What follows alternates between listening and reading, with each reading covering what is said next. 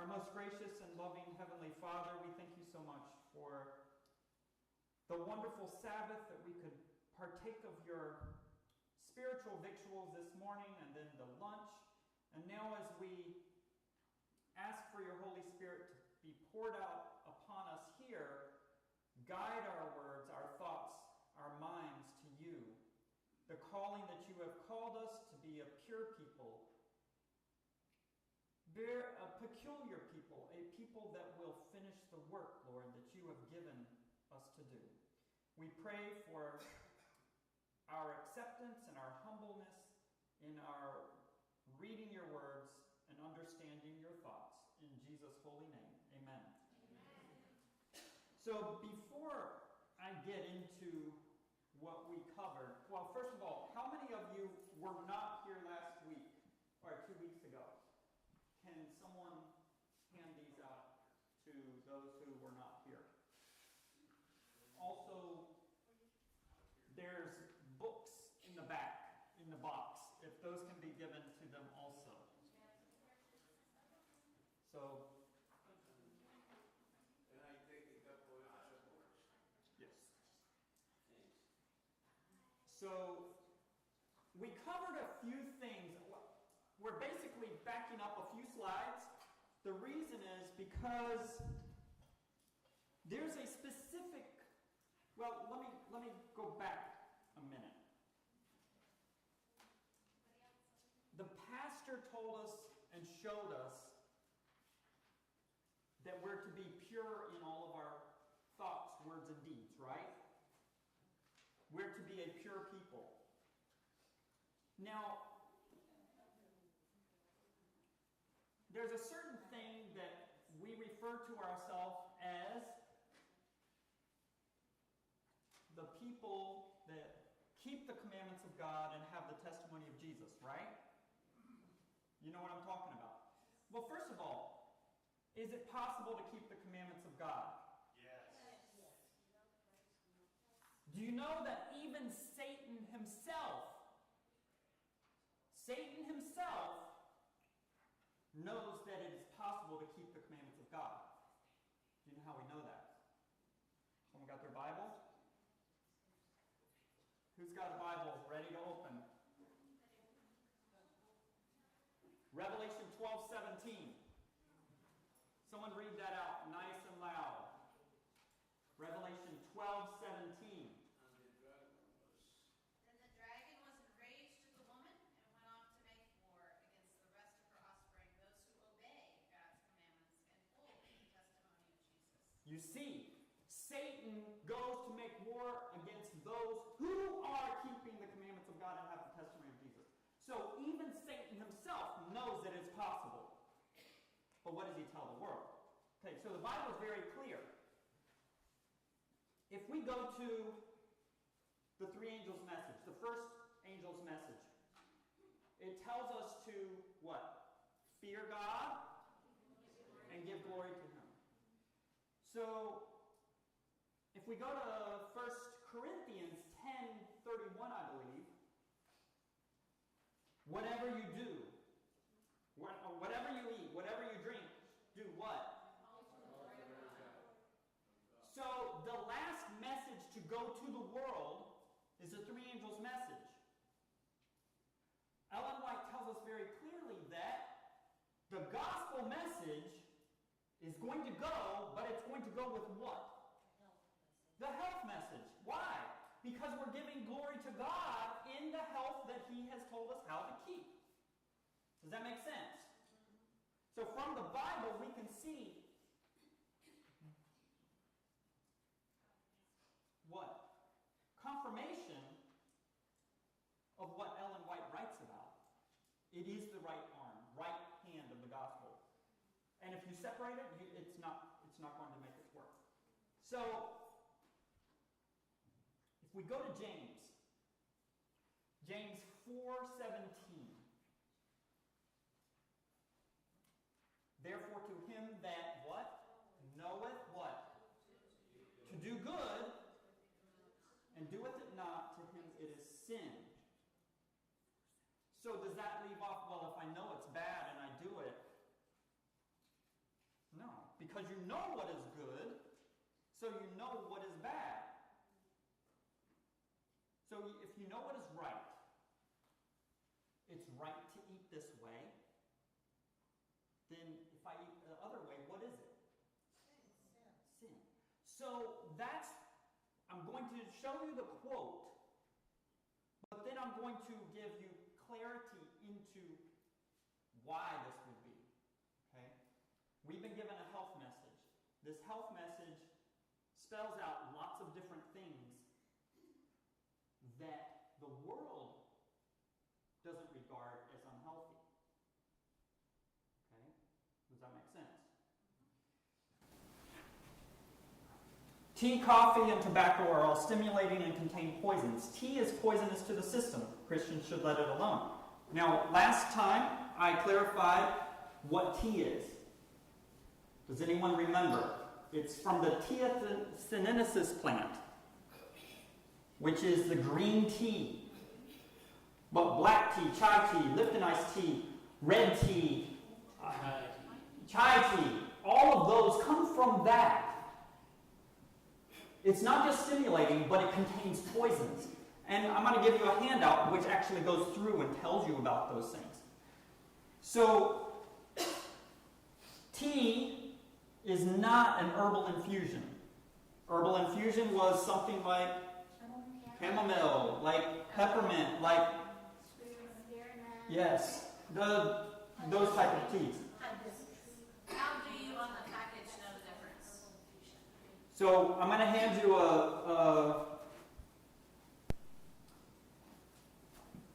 let me back up.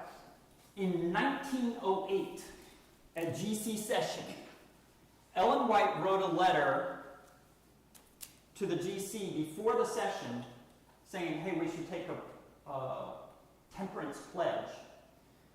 A.G. Daniels, who was the then president, he wanted to look at it and meet with her. The concern was at that time that the health message could not be lived out in every place in the world at that time. Okay? That temperance pledge at that time said that they're to put away flesh items, put away all kinds of things, right? And that's what it was going to do. Now, she did clarify later, out of their meeting, they decided that would work for North America or, certain parts of the world, but there were certain places where they couldn't put away totally, like in Europe at that time, okay? They couldn't put away those things. And why was that? Tradition. Well, they didn't have access to things to supplement at that time. So, our health message is progressive. What was possible then, or not possible then, is possible now. Also, the things... Okay, you have me lost right there. So are you telling me that, let's just say 1,000 years ago, a health message could not be possible because... No. No. I'm saying that certain animal products were not contaminated like they are now. Because she said the time will come where we must put away those things. So that's my meaning of progressive. Progressive meaning then we didn't have the hormone-laden, GMO, all those different things. Now we do, and she said that those things would have to be put away. Pastor. I was just going to say that some of the ways that they would preserve food at that time could not be 100% in accordance with what she was suggesting to sign initially. Mm-hmm.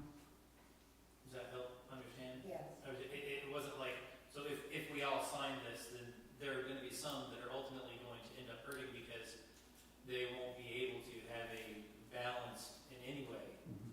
And it wasn't like the whole health message could not be just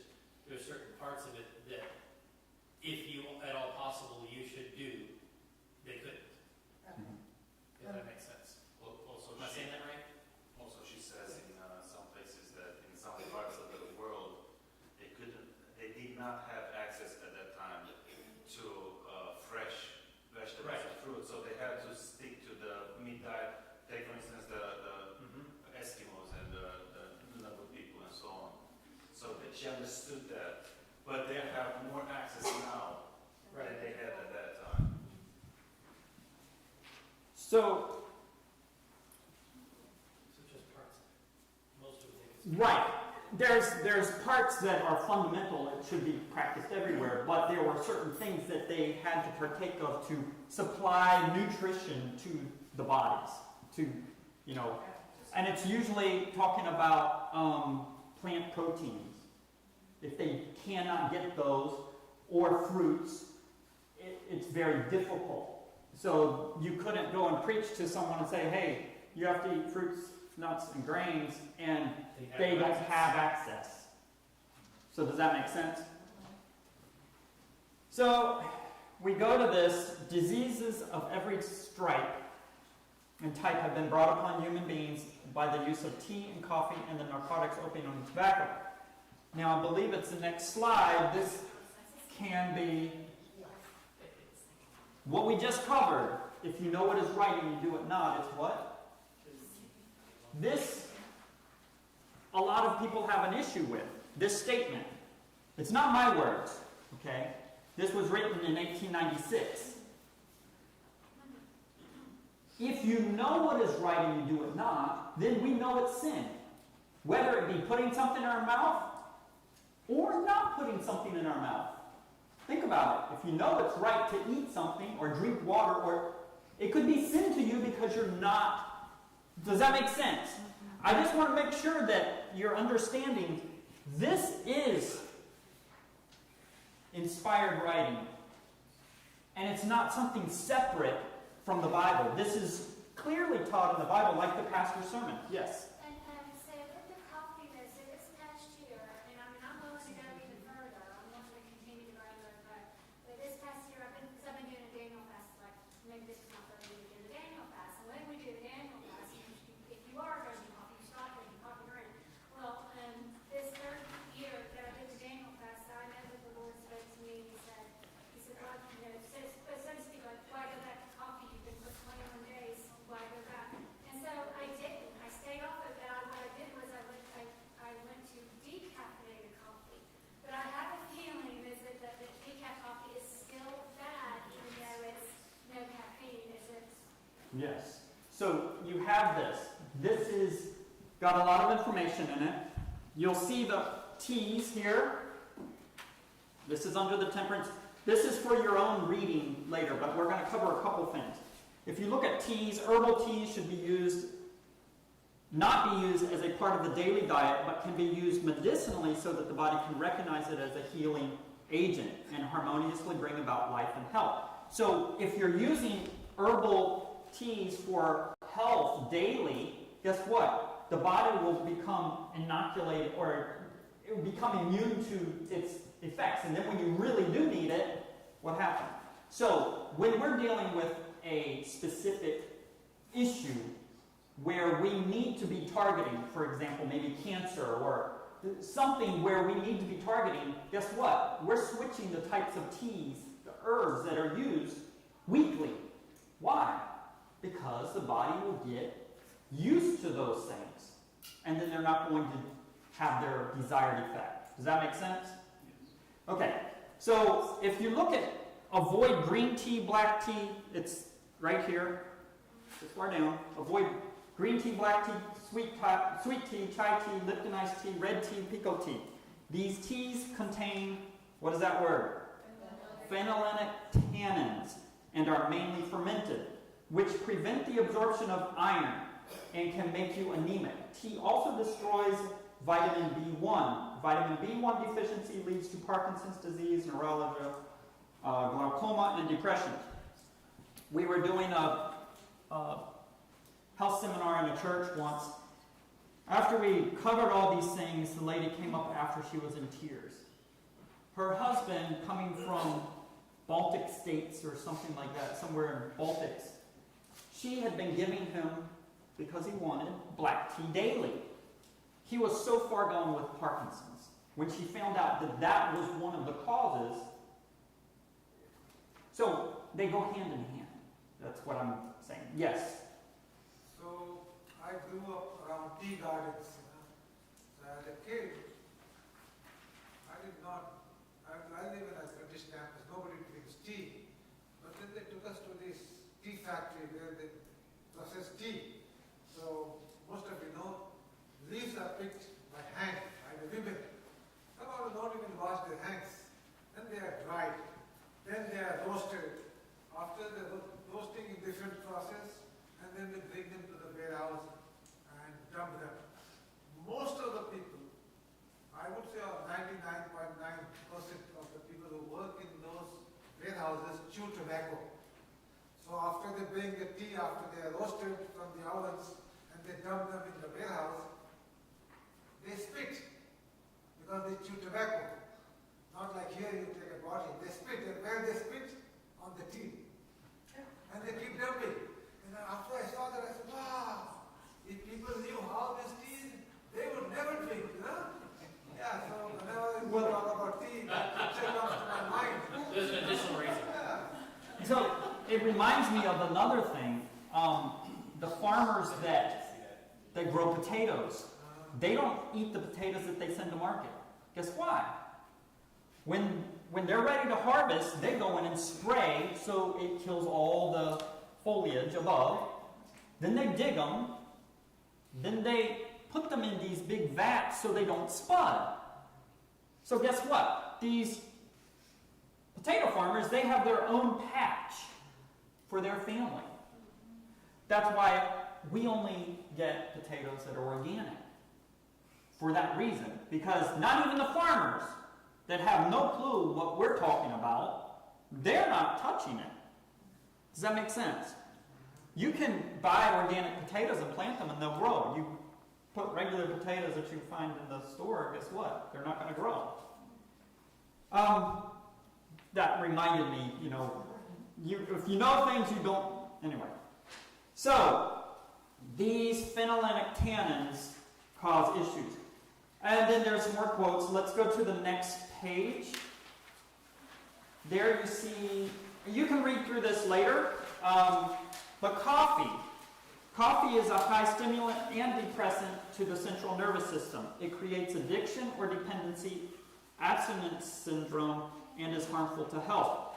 While some people feel that a moderate amount of coffee is safe, it can cause several disorders in the human body. Coffee users increase the risk for dehydration and frequent urination, myocardial infarction, increased mammary nodules, which increases the risk of fibrostic dysplasia, osteoporosis because of calcium loss.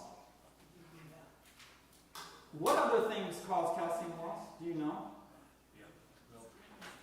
There's several. There's quite a few things. High blood pressure, greater errors in intellectual performance, increased stomach acid, and raises the risk of urinary bladder cancer. What else raises stomach acid? I'll ask two things. When you eat plant-based protein, guess what? Your body reduces the acidity in the stomach to like 5 point, I don't remember the exact numbers, but a decent number. But when you eat animal-based protein, now what does animal-based protein include? Meat? Cheese? Milk? Okay? Healthy fat. The body has to reduce the acidity down to in the ones. Guess what acidity does? What the body has to do to offset? It pulls calcium from the bones. So osteoporosis, just like coffee, will cause this issue. Also, another thing for osteoporosis would be lack of vitamin D, because Loma Linda, they did a study, and they found, this wasn't too long ago, they found that a vitamin D, a true vitamin D level of 30 or below, the body is actually pulling calcium from the bones. So guess what? You want to have a vitamin D level, a true vitamin D level, above 30. Because otherwise you're pulling calcium out. Does that make, did I, yes? Sorry, you might drill back into the coffee just because there's probably several people here that do drink coffee still. I mean, I don't know that I'm the same. This is a Yeah, you do, because I told you, I have a coffee. This is a really important subject that we need to talk about instead of not just pass by. Well, we're going there. I'm not passing by. I'm just letting you know that coffee is one of the things that will cause osteoporosis, as well as some other things which I named, which is non-plant-based protein. Now, if you look, coffee contains cancer-causing chemicals: methylglycosol, catechol, chlorogenic acid. You see those things, right? And it damages the DNA in cells, increasing cancer risk, especially in the presence of other carcinogens. How many of us come in carcinogens daily? Everybody. It's on our food. There's more Even now than 100 years ago, definitely. So this statement right here, so on that is meaning the coffee is not just the caffeine. What I'm trying to get at is it, if you remove the caffeine, is it so bad or is it still bad? I'm just trying to get direction. Yes, so we'll keep going. It's not just the caffeine. Walk away. You mentioned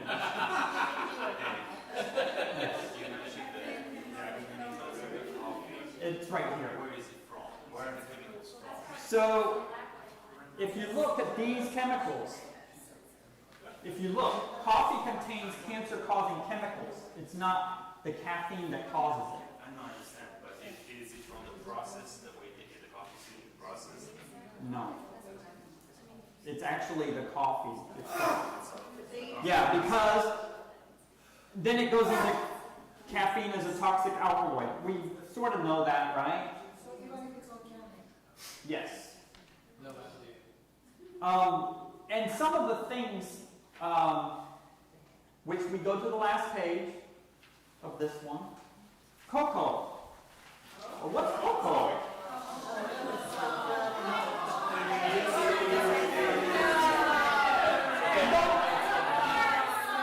Don't shoot the messenger. Hey, David, I think we're about to lose them. Pastor, preach your sermon again. I was preaching to myself. We were in Switzerland. It's So- really good. So let's just read. Let's read. Yes.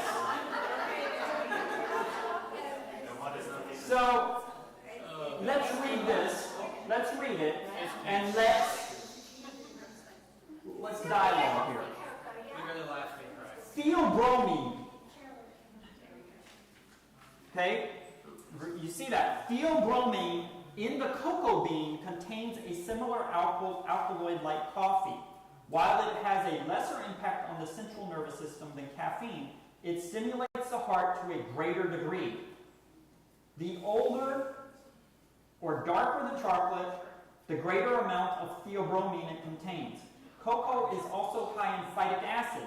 This can impact the user with deficiency in zinc, calcium, iron, magnesium, and copper, and inhibit protein digestion.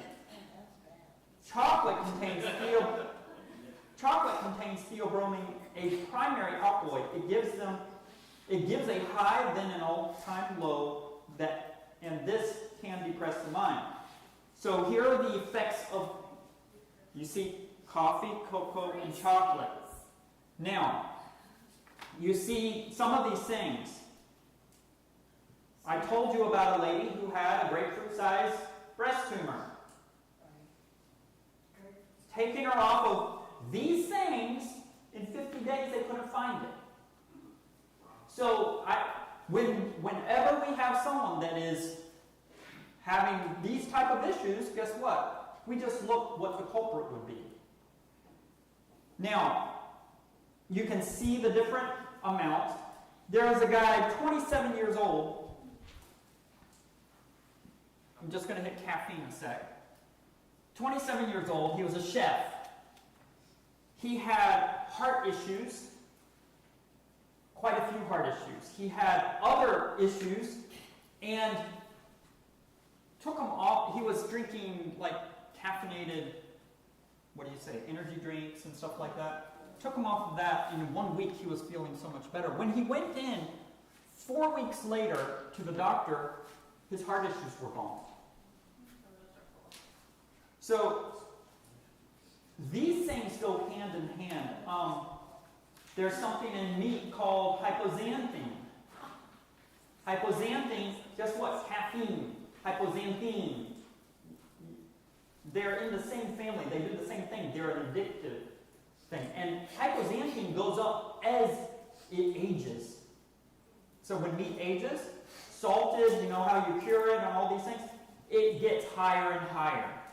And I didn't bring everything for you. I just wanted to cover these things before we go further, because there was a lot of questions. Now, I didn't come to give you a full lecture on caffeine and coffee and,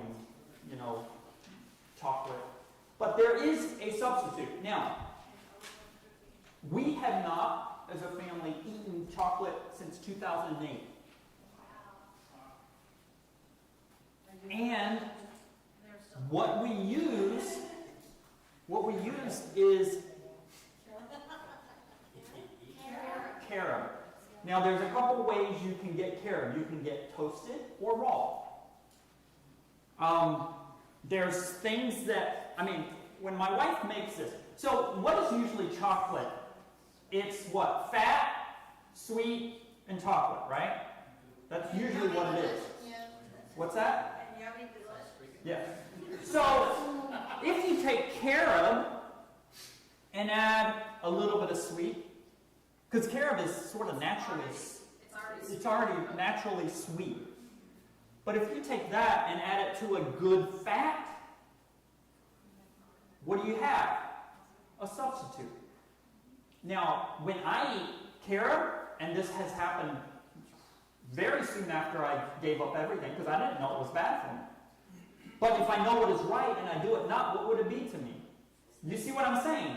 So, we die for a lack of knowledge. As the light comes, we're to let God convict us of it. When you're convicted of it, then what do? You make the change. Why? Because you know that if it's not done, you're sinning against God, because you know you're convicted. Does that make sense? So, I'm not trying to convict you. I'm just giving you the facts. What we have. And the Holy Spirit is the one to convict. No man can convict another. It's only the Holy Spirit. Amen. Right. So, when my wife makes does anyone like peanut butter? Should you have organic peanut butter or regular peanut butter? Naturally organic. That's going to be your best. Now, there's people that have allergies to it, so don't use that. But my wife will take, I've made it several times, but she does it much better than me. We'll take the peanut butter, we'll take some, coconut oil, the good stuff, not the non-hydrogenated, unfiltered, is that right? Cold press. That's all those things. It can't just be one, it's got to be all of those. We'll take some of that, and she'll take fruit spread, which just has fruit and fruit juice. You know what I'm talking about. Yeah. You can get that, it's amazing, you can still get good stuff. And she'll mix some of that, and she'll add the carob powder to it. Now, whether she wants a dark type or the milky type, and then she'll heat it in a pot, let it warm up. She'll take parchment paper, or wax paper, parchment, put it in a cookie sheet, and then dump it out and spread it out. She might throw macadamia nuts and smush it in before it solidifies. We don't put emulsifier in it. What's an emulsifier? Well, no. Okay, so an emulsifier actually solidifies things. So chocolate chips, they have an emulsifier in it. Carob chips have an emulsifier in it. But you don't have to put that. They used to use lard as an emulsifier. Tahini would be an emulsifier. If you've ever taken if you take a banana and smash it, it gets really liquidy. You put tahini in it, and you put it in and stir it, it becomes solid because it's an emulsifier.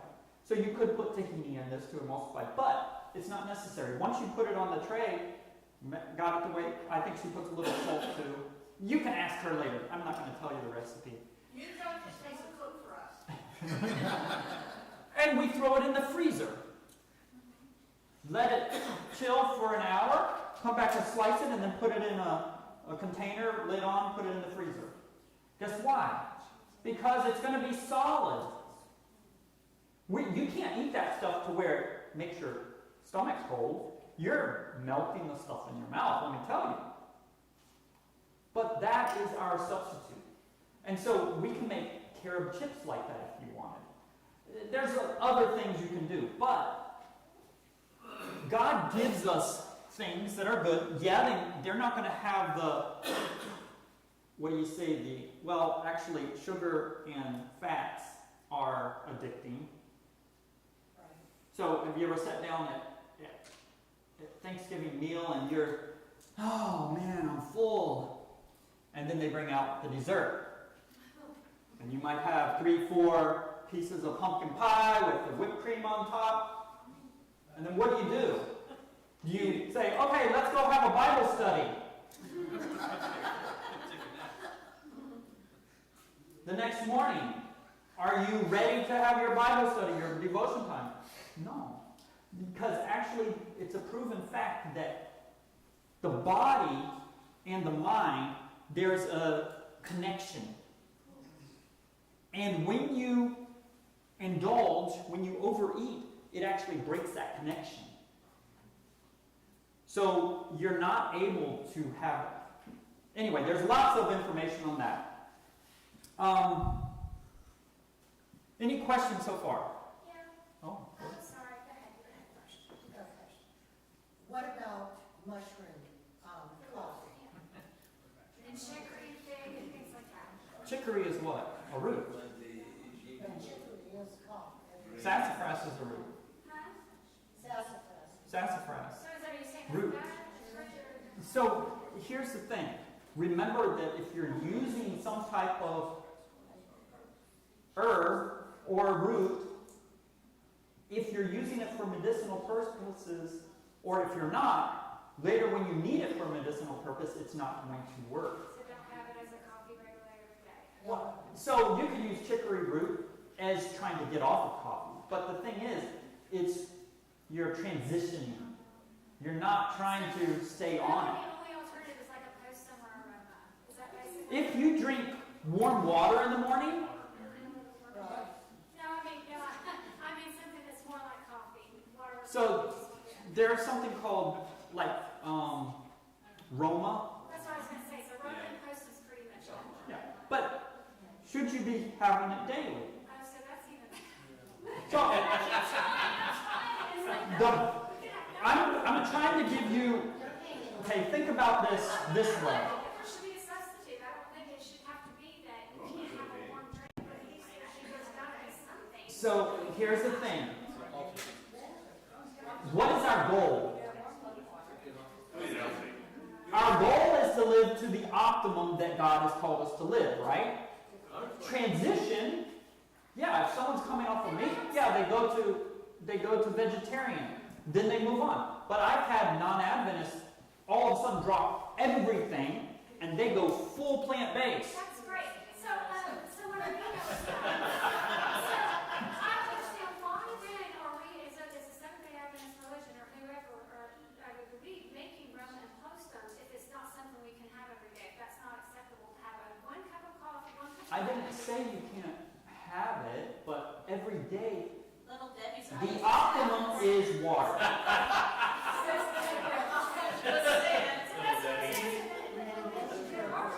Our there's nothing wrong. In fact, some of our recipes sometimes will throw in Roma Yeah. to give it a different flavor. I just think that there should be some kind of acceptable warm drink, 1 cup a day, that should be okay. I don't think it has to be You warm water and limit. So I'm not saying you can't. What I'm saying is You have a choice. you have a choice. Yeah, I mean, I know And- that. I'm trying to get at, there should be some kind of decent, alternative. That's all I'm trying to say. I don't think it should be that You hard. don't need that So this- alternative. this- What you need is to give it to God and learn that that's like But we being do dependent on something. we do alternative meats, so I mean, I don't think. Yeah, but a lot of the it's alternative fair meats to are some highly people. processed. So You better off to have meat. let me ask you something. We do alternatives. Let me- We do. And so to say that there's no alternative for coffee and that, oh, just get over it, oh, just have. So if you like the warm drink in the morning, though, if I'm saying, then you could also alternate different things, so you don't always have the exact same thing. Yeah, So you could have some of the different herbal infusion. You could Okay. have some of the different, so that you're not always having that same thing to be causing your body that, the low. Well, I don't know. I'm really bad with this. I'm trying to help, but That's the question for this part. Other than that, I'm like, Seventh-day Adventist food should not be making recommend person if we're not supposed to drink it, if it's bad for us. I didn't say you're not supposed to drink it.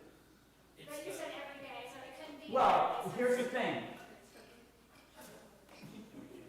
try. Correct. Eating or drinking anything every day is an addiction, and the point of this is we don't get addicted to anything. We eat food and drink water every day. But that's not, Okay, that's a need in the body, that's not an addiction. but No, do we but live to I'm eat or do we not eat to saying live? I'm not addicted to it, it's just that it's something that I don't think that there's anything If wrong you with want it. it every day and you can't function without it, then you don't want No, it. but actually, I can. So I can The way they see make that. coffee or At the same anything time, else to be a if somebody told substitute, you they to, burn it. give, your favorite vegetable. And that burning makes it acidic. So whatever you drink that's burns like that is acidic, no matter how healthy it might be. Every morning. If I want one that is Anything. a good- It's burning to I become like that. That's all I'm saying. You're not- So here's my question. Why were the Adventist canned meats or those type of things brought out in the first place? To substitute for meat. No. Transition. Transition. Why? Because people were so addicted to the meat, they needed something to transition them to a plant-based diet. Now, has everything that the Adventist Church done in food, No. has that always been in line with the health message? No. Look at Little Debbie. No, but you expect it to be, and people from the outside are looking in, and So,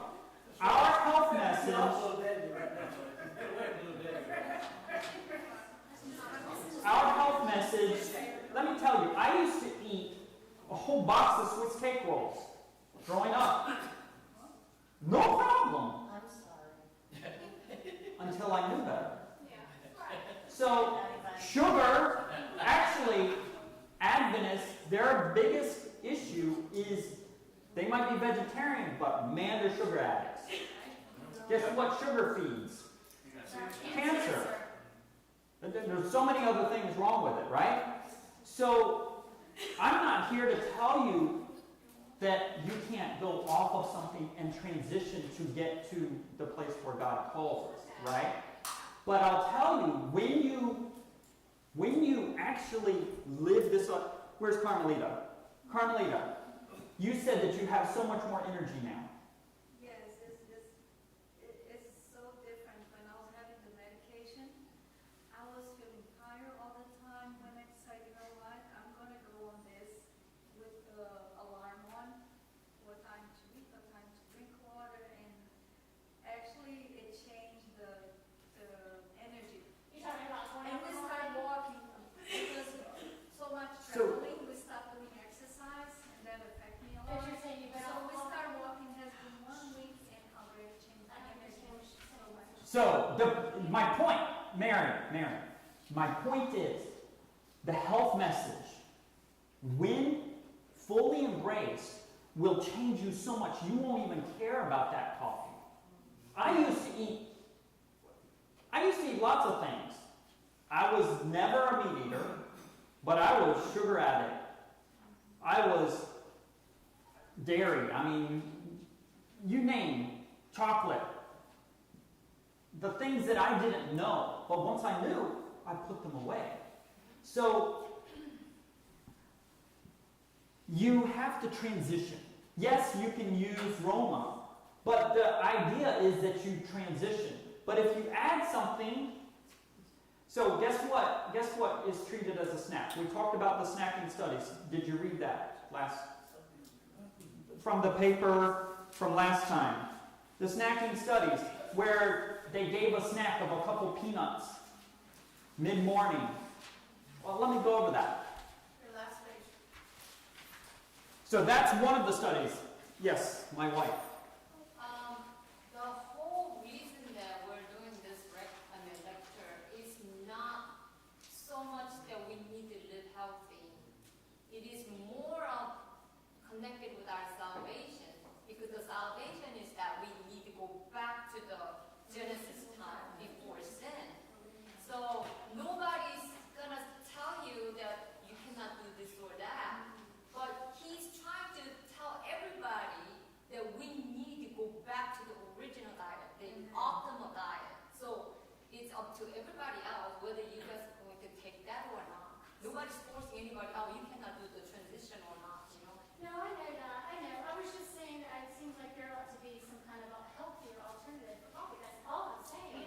Yeah, you can do We that. talked a little bit on this, but. Well, We're trying to be supportive.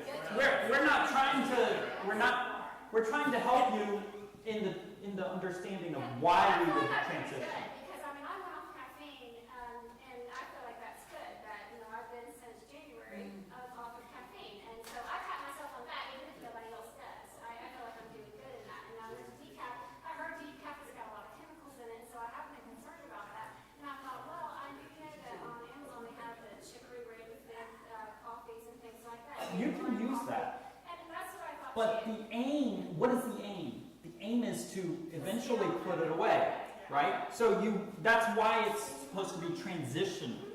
So in the snacking study, they took 2 healthy men, they gave them breakfast at 6 a.m., lunch at noon, supper at 6. 6, 12, 6. Okay, the proper spread, and that's at least 3 hours before bedtime. Okay? You know what I'm talking about. It's in here, so when you read it. Now, they gave them water. How long after they ate? 2 hours. 2 hours. 2 hours. Why? So you're not diluting your stomach acids. You're allowing your body, your stomach, to do what it needs to do as efficiently as possible. And up to how long before your meal? 30 minutes. 15 minutes, yeah, you can drink a small amount. Okay? Because you're wanting that to absorb into the stomach before you put in, because once you put stuff in, then it's trying to digest and it's not going to be absorbing the water. Now, let me finish the snacking study. They gave these men some days, at 9 p.m. they put the scope in the stomach to look, and they had only the supper food in their stomach. Then other days they would give them 3 peanuts at 10 a.m. and 2 p.m. besides the meals, besides the water. 10 a.m. is 3.5 hours basically after they finished eating breakfast. They start at 6, probably 30 minutes, right? When they put the scope in the stomach, there was breakfast, snack, lunch, snack, and supper, all fermenting in the stomach. Okay. What constitutes a snack? You'll see that not even a particle of food should go in the stomach. Now, they found that herbal teas, as long as they aren't, there's some that an herbal tea can be very strong, that the body could mistake it for a snack. Does that make sense? Oh, But there's others that are just like, it's almost like water. Do you see what I'm saying? If you have something that tastes, or it tastes like food, i.e. you put a sweetener in it, then the stomach has to digest it. It won't absorb it. So if you have. So then it will be treating that tea, like if you drink chicory tea in the morning, up early before your meal, however long you wanted to do that, if you put a sweetener in it, guess what? It's going to think that's your meal. Then what happens when you actually sit down at your meal? It's going to mess up your digestion. And every time that Ellen White says the food cannot be converted to good blood, it actually is fermenting, which is increasing poisons. It's also putting alcohol. How much can you produce of alcohol in 24 hours? 2 bottles of water, 32 ounces. In 24 hours, you can produce that much alcohol from stomach fermentation. So, you want to make sure that you are digesting. Now, that's why Mathematist that was stopped by the police, he came out positive that he drank alcohol and he never drank alcohol in his life. Some people actually produce it more so from that. So, the clarity of mind comes from a sweet digestion.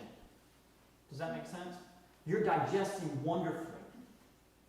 Okay, I'm going to give you a day, what a day schedule should look like. Now, let's go a little bit further in here. Did I cover those questions? Yes. Okay. And I'm trying to be supportive. Because when I sit down with someone and they're having to transition off of nicotine or this or that or whatever, you have to work with them. Yes. Oh yes, I remember now. Since we're not supposed to drink for 2 hours after we eat, do you suggest we take our vitamins before we eat? So I'll tell you the way we do it. I'll tell you the way we did do it and the way we do it. You can take your vitamins remember 15 minutes before your meal you can have this much water, right? So you could take your vitamins like that and wait for the water to dissipate, okay? 10, 15 minutes, the smaller amount of water you could do closer to your meal. But what we prefer is, because we eat our fruit breakfast, our fruit first, in the day, we'll chew up a good bite of fruit and we'll throw it in and swallow it all. It's very easy. It's easier than taking it with the water. That's if we're taking vitamins. Okay? Is the vitamin going to be considered by the body as food? Because it's something that gets in the stomach, it will automatically start the digestion. So it depends on what vitamins. But normally we're taking the vitamins with the meals. Now, in the evening, if we are needing to take something, our food should be gone. The whole point, Ellen White made a very clear statement. She said, when we go to sleep, we should be going to sleep with a resting digestive system. That means there's no food residue in it. It should be hungry. And if you feel, oh man, I can't go to sleep, drink this much cold water, and it will arrest digestion. I saw a hand over here. No? Yes. In the last 30 years, I drank 1 cup of coffee, driving down the road, and there was the nastiest stuff I ever drank, and it took me 7 hours to drink that 1 cup of coffee. But it kept me awake. At least you weren't dead inside, right? There was some nasty stuff, and today I do not drink coffee because it's nasty. You take it 5 hours and you drink it. It's just nasty. Any other questions with this before we move on? Yes, yes. What impact can coffee have on the brain with dementia or Alzheimer's? I have 2 friends, husband and wife, in a nursing home, and that's been their biggest issue. So if you look at the coffee, it depletes the B1, the B vitamins. And that's one of the reasons why Parkinson's sets in. Because all the Parkinson's sufferers, they are deficient in that. So you're constantly defeating, if you look at those things. Now, Alzheimer's. You know that's type 3 diabetes, right? Yes. Type 3, where the brain is not actually, it's basically diabetes of the brain. Does that make sense? Your brain's not. So, we had a gentleman, he was so far gone with diabetes, he was in the nursing home and had to be spoon-fed. Okay? He couldn't feed himself. The family, we sat down with the family, told them what they could do by going to the nursing home and asking them, hey, change these things. And they said, sure. In 5 weeks, he was at home cooking and cleaning for himself. It's not an easy thing, but it is possible. No. Yes. David, I'd like to say, look, I have my mother. She was a very, very interested in being healthy. Mm-hmm. Never ever drank coffee or tea, and she still got it for the Yes. muscular. Yeah, and so that's where, when we deal with individual cases, we look at the things that would have triggered or been a culprit in that. Not every time is that, but Parkinson's usually it's triggered by the teas, the coffee, and those type of things. Yes? I started following the Adventist diet about 40 years ago, and over the years I've changed and tried different things, but I've always stuck to that. Over the last year, one of my biggest vices was breakfast. Had to have breakfast every morning. Couldn't cut weight. As much as I exercised, tried different things, didn't work. About a year ago, I started fasting. I went to an 18 to 24-hour fast, and I started with cutting out breakfast. That was the hardest part. I would get up, drink a big glass of water, make it till noon, drink water if I got hungry, try not to snack. Occasionally I do, but when I was getting to 3, 4 o'clock and we would eat, 3 months I cut 20 pounds. 4 months, 25 pounds. I've been following that and occasionally snack or eat something light, but once a day eating. What I'm finding is that 18 to 20 hour fast has been amazing for me. The clarity, the alertness, everything, the energy has gone up. I did have a heart check 3 years ago, I think it was, because I just wanted to make sure. The doctor did 3D imaging and everything, came back and said, whatever you're doing, keep doing. He goes, I never tell anybody they have a 0 chance of a heart attack, but because your calcium level is 0, you don't have any issues for heart problems. Focus on other things. So there's other things I do now just to help prevent cancer, because that's the other surprise that people get.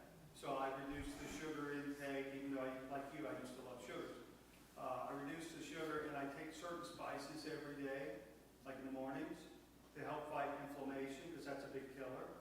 I do that, and the fasting, and I've had amazing results that I'm going to continue doing it, but what I'm suggesting is that I didn't go cold turkey, I just started experimenting and saw what worked and saw immediate results.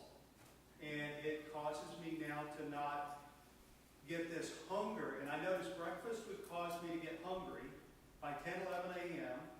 And then I'd get headaches if I didn't eat. So it was creating this cycle of wanting to eat.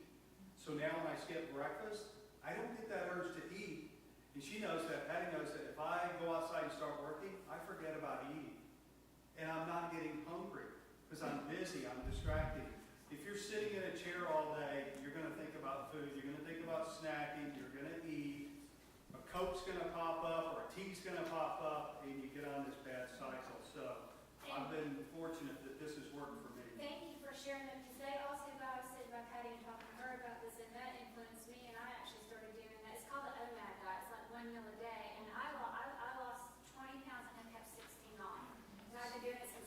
So,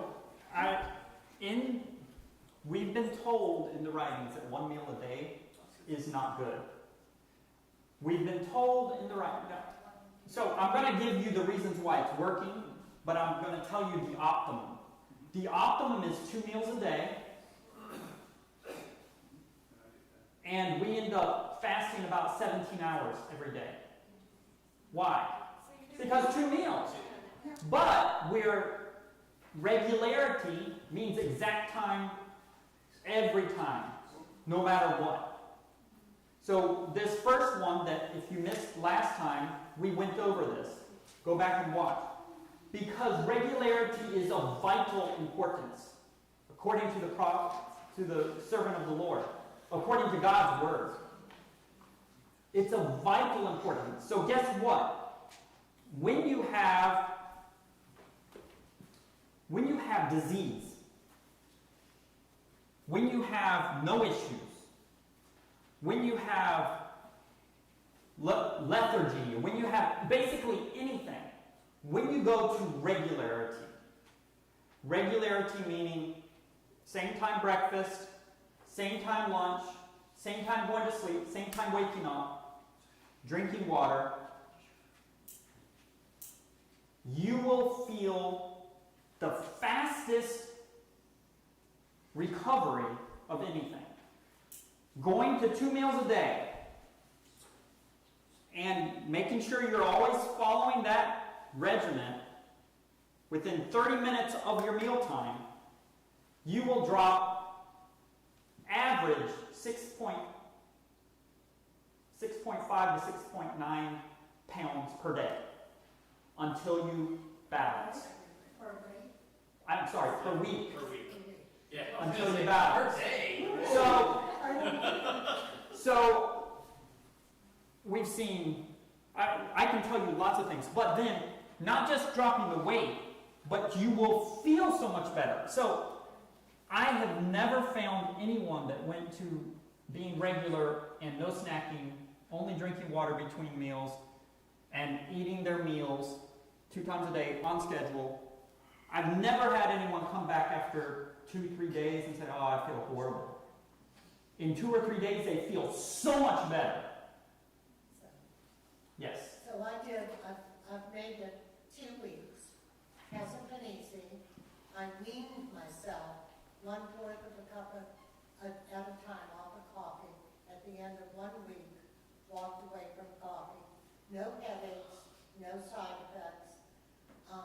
Down 9 pounds at the end of 2 weeks. And I have no sense of hunger whatsoever.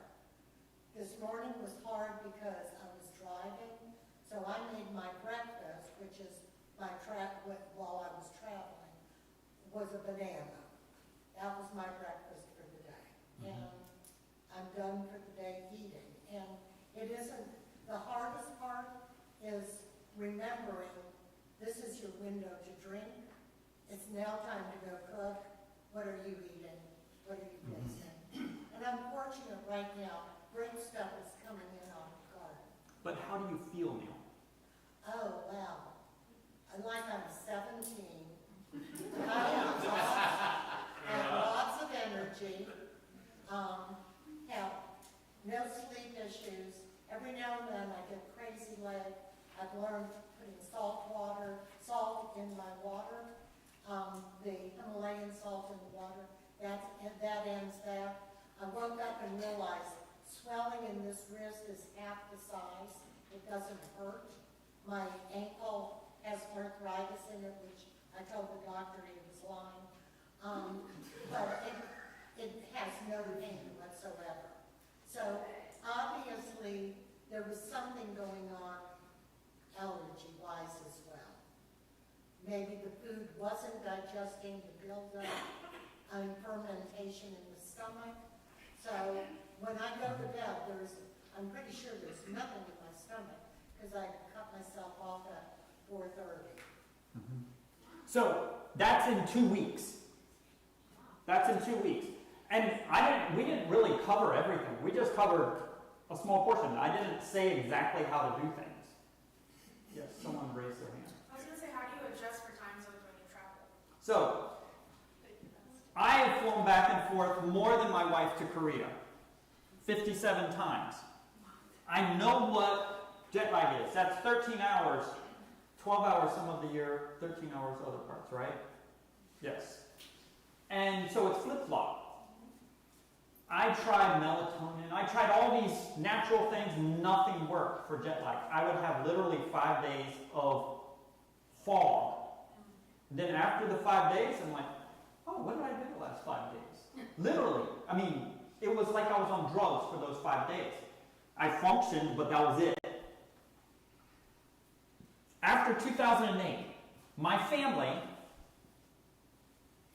since 2008, we have not gone out of schedule, snacked,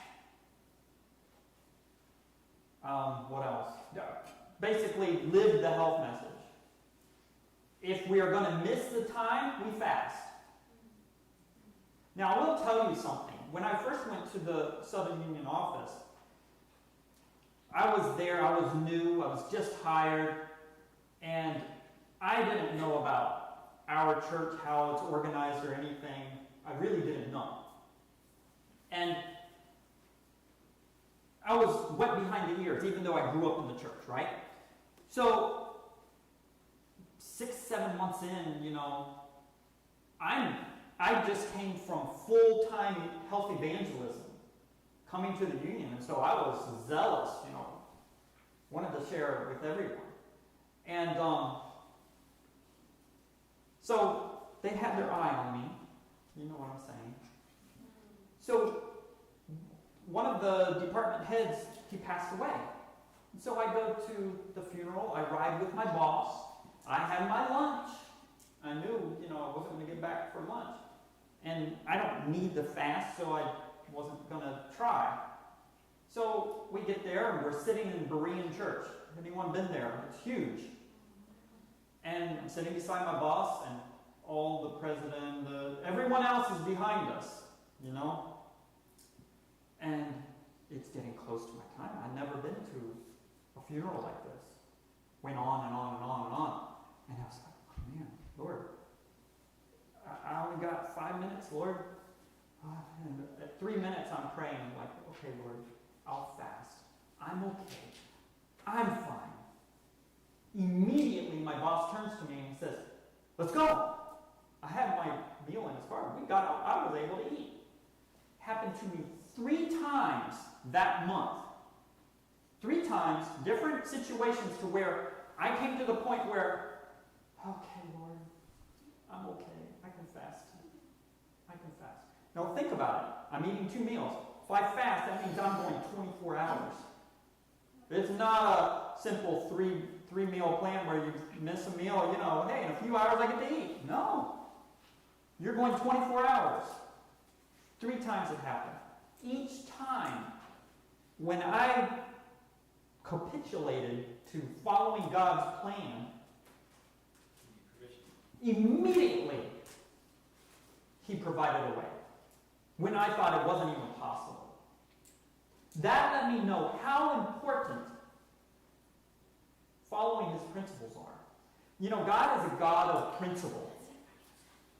If, in the Bible it says, if you have committed broken one, what? Commandment, you're guilty of what? So, we were in the high, you know where Elms Haven is? Who knows where Elms Haven is? That's where Ellen White's last home was, right? St. Helena, California. We were doing a 2-week or 3-week, 2.5-week seminar there. And we were in the Angwin Village Church. And because we're right there where Elms Haven is, where you can go tour and see, they said over 1,000 times the whole valley would see the glowing light around Ellen White's house. Why? Because she was in vision. Over 1,000 times the whole community knew. They are very zealous. So we were at the church and there were 3 different people, different families, whatever, they look like the walking image of the health message. The epitome of the health message. You know what I'm talking about. They're there, they're in the cradle of our prophetess. And each one of them came to us separately. We sat down. We're like, I have no idea what we're going to find. But we sat down. We went through all the principles. Not together, but separately. They each had a disease. 3 of them.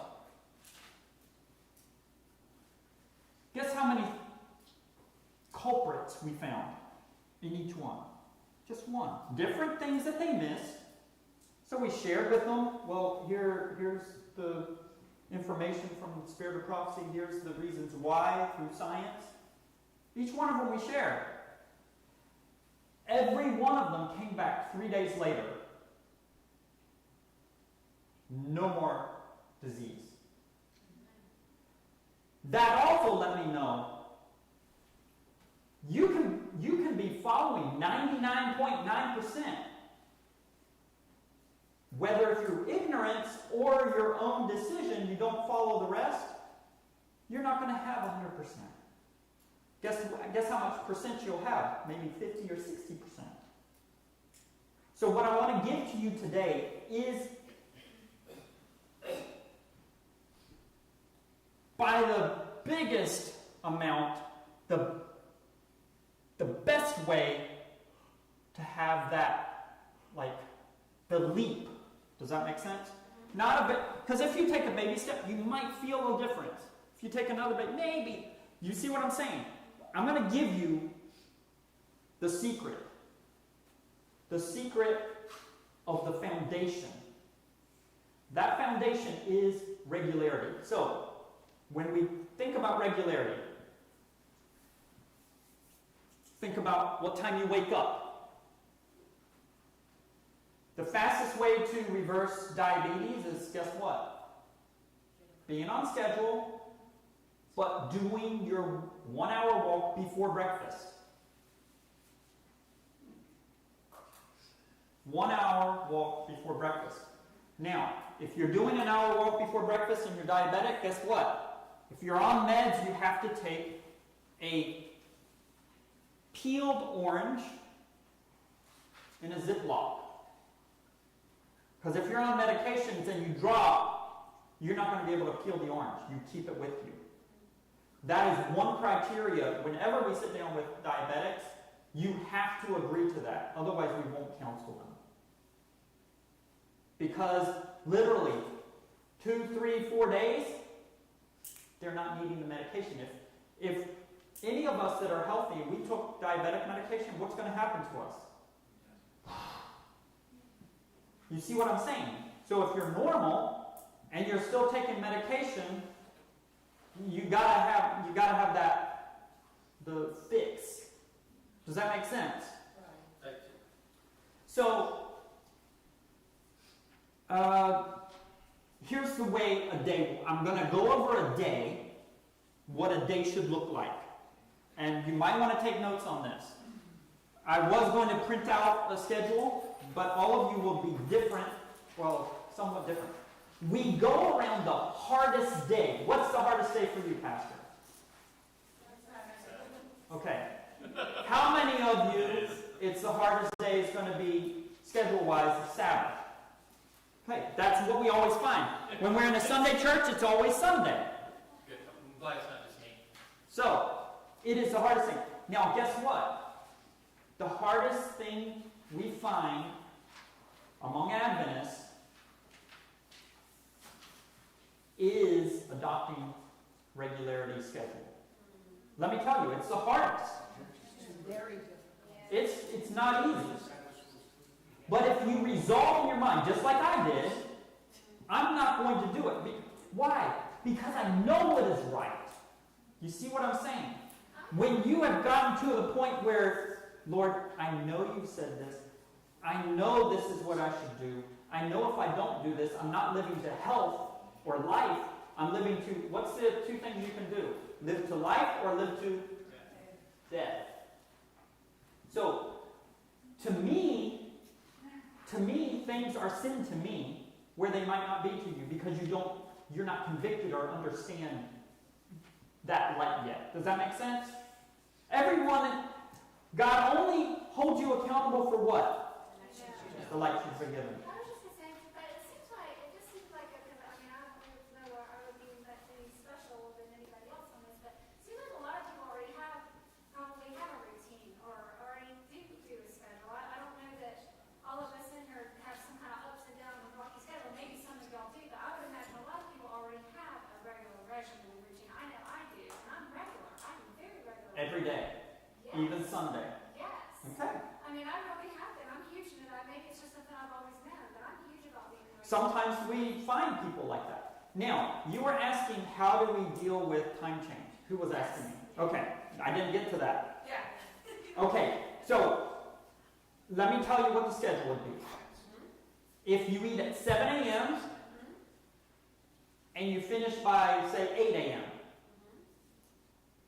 you will have drunk your water an hour before your meal, because that's usually, when we're drinking 32 ounces of water, that's 4 cups of, 4 times, yeah, It's 4 cups of water prior to. an hour before, because that's a lot of water, and you're actually flushing the system.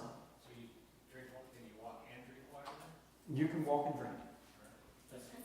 So we like to get our devotion in before that.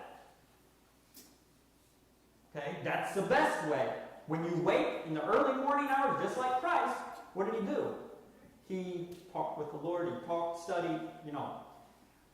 So 7 a.m. Say if we're hitting 7 a.m. every morning, we finish by 8.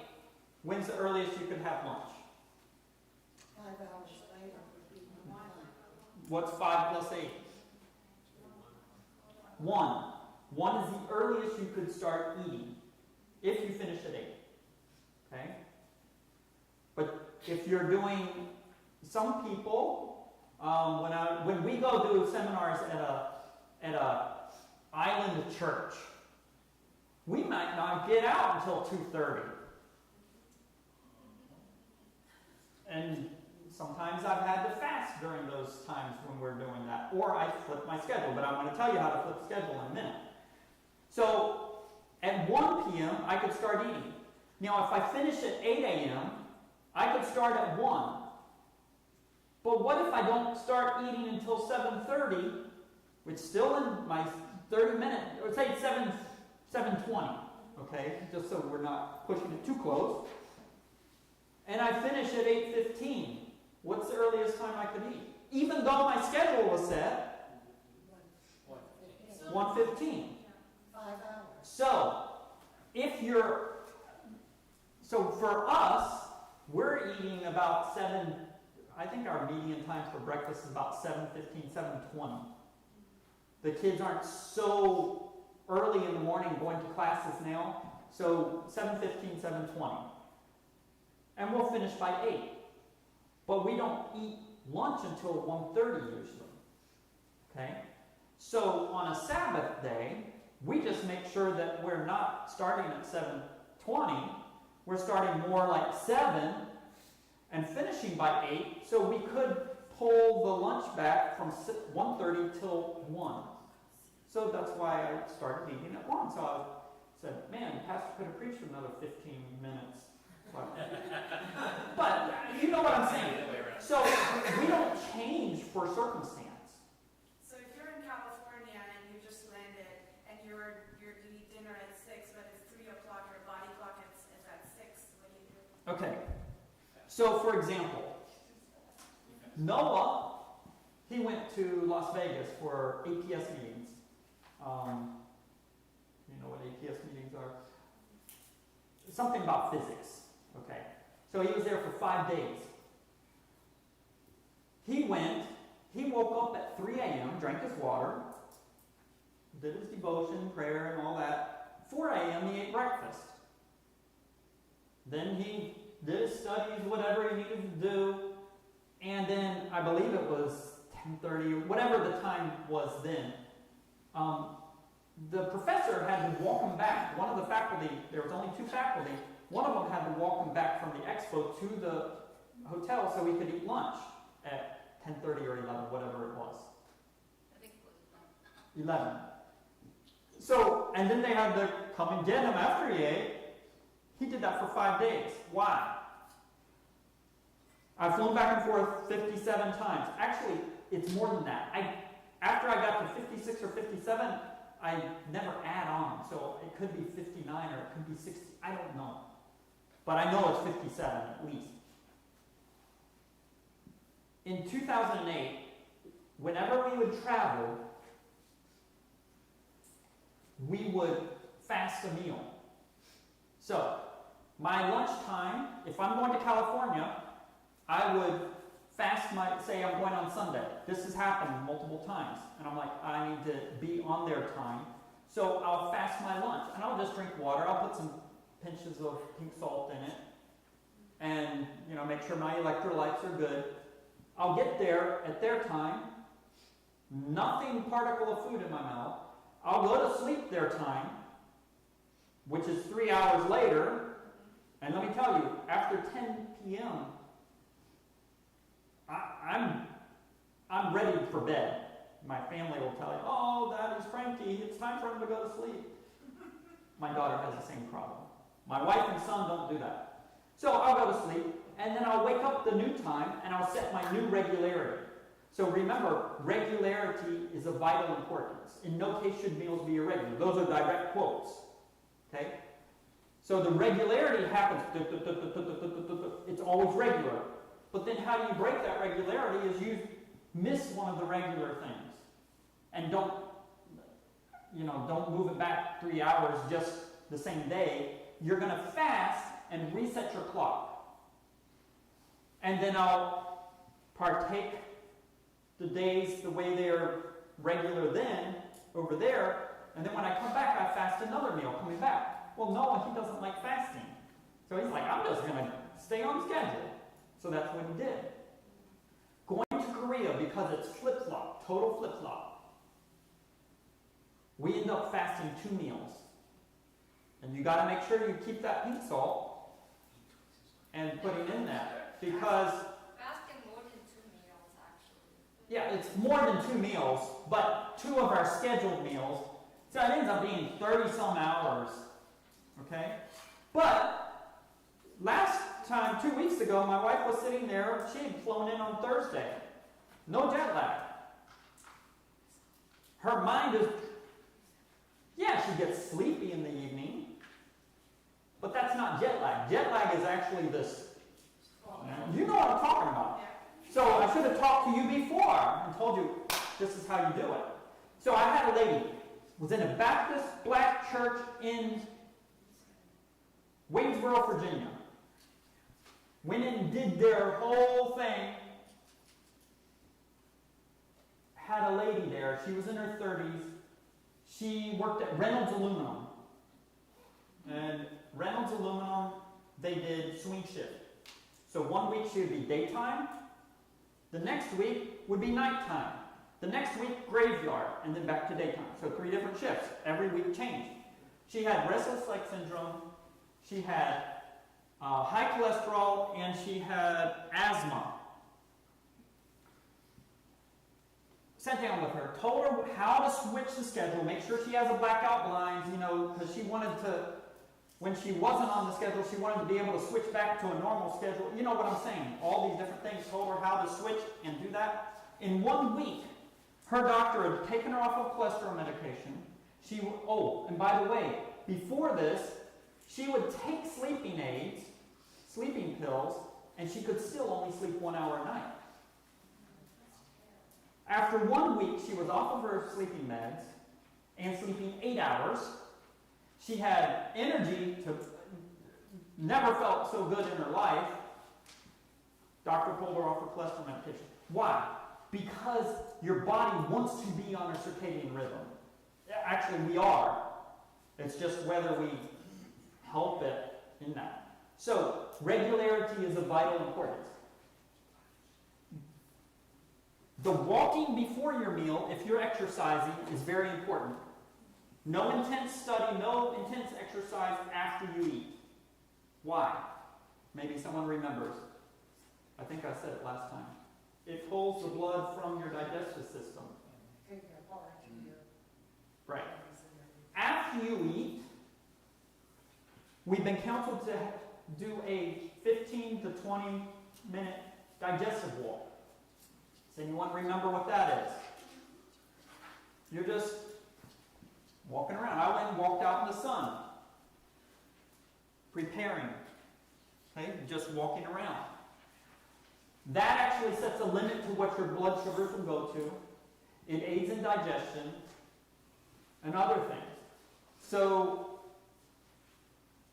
before your meal is the best time for exercise. Now, how much, 1 hour of walking is equal to how much insulin? Anyone remember? 20 units. 20 units, 1 hour of walking.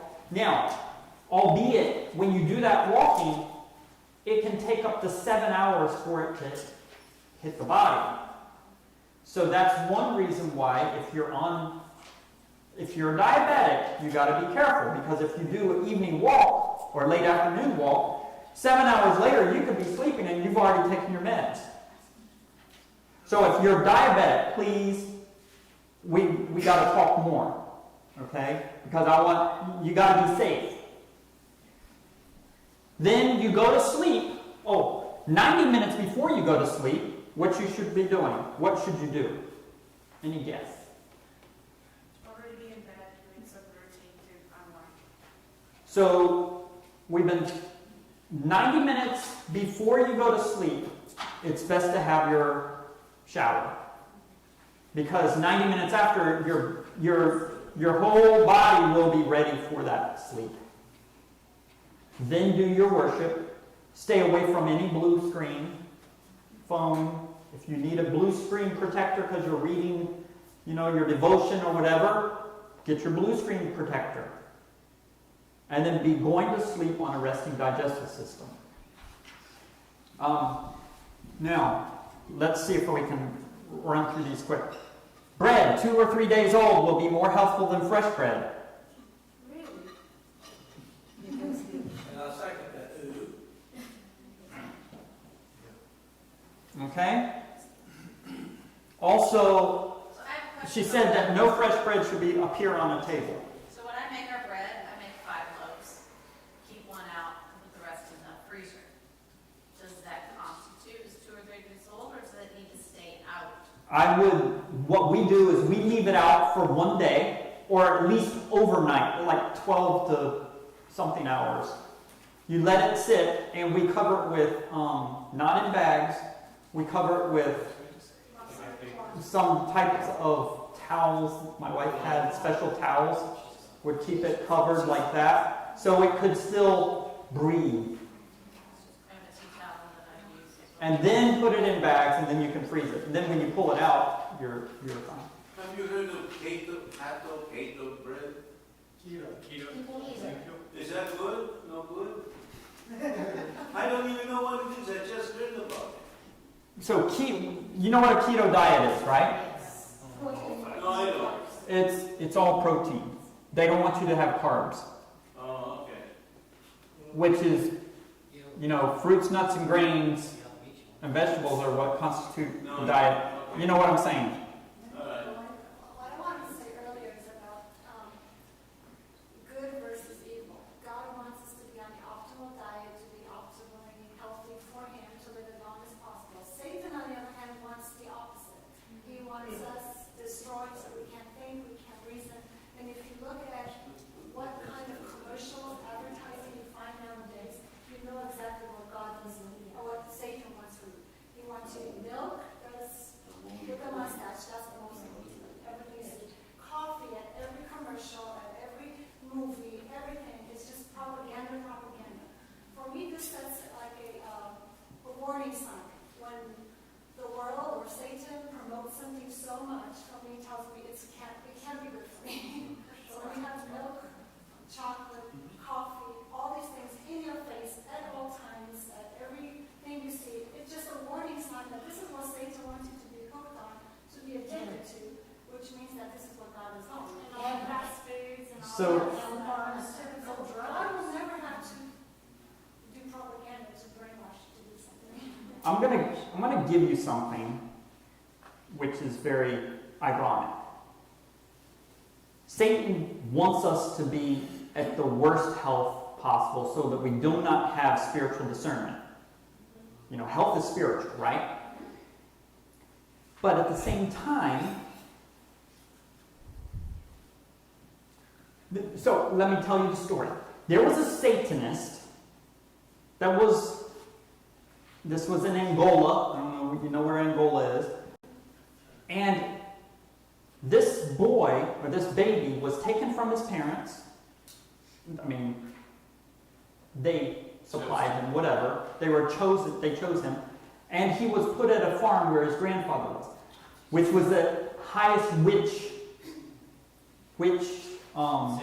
satanic witch, white and black magic, okay?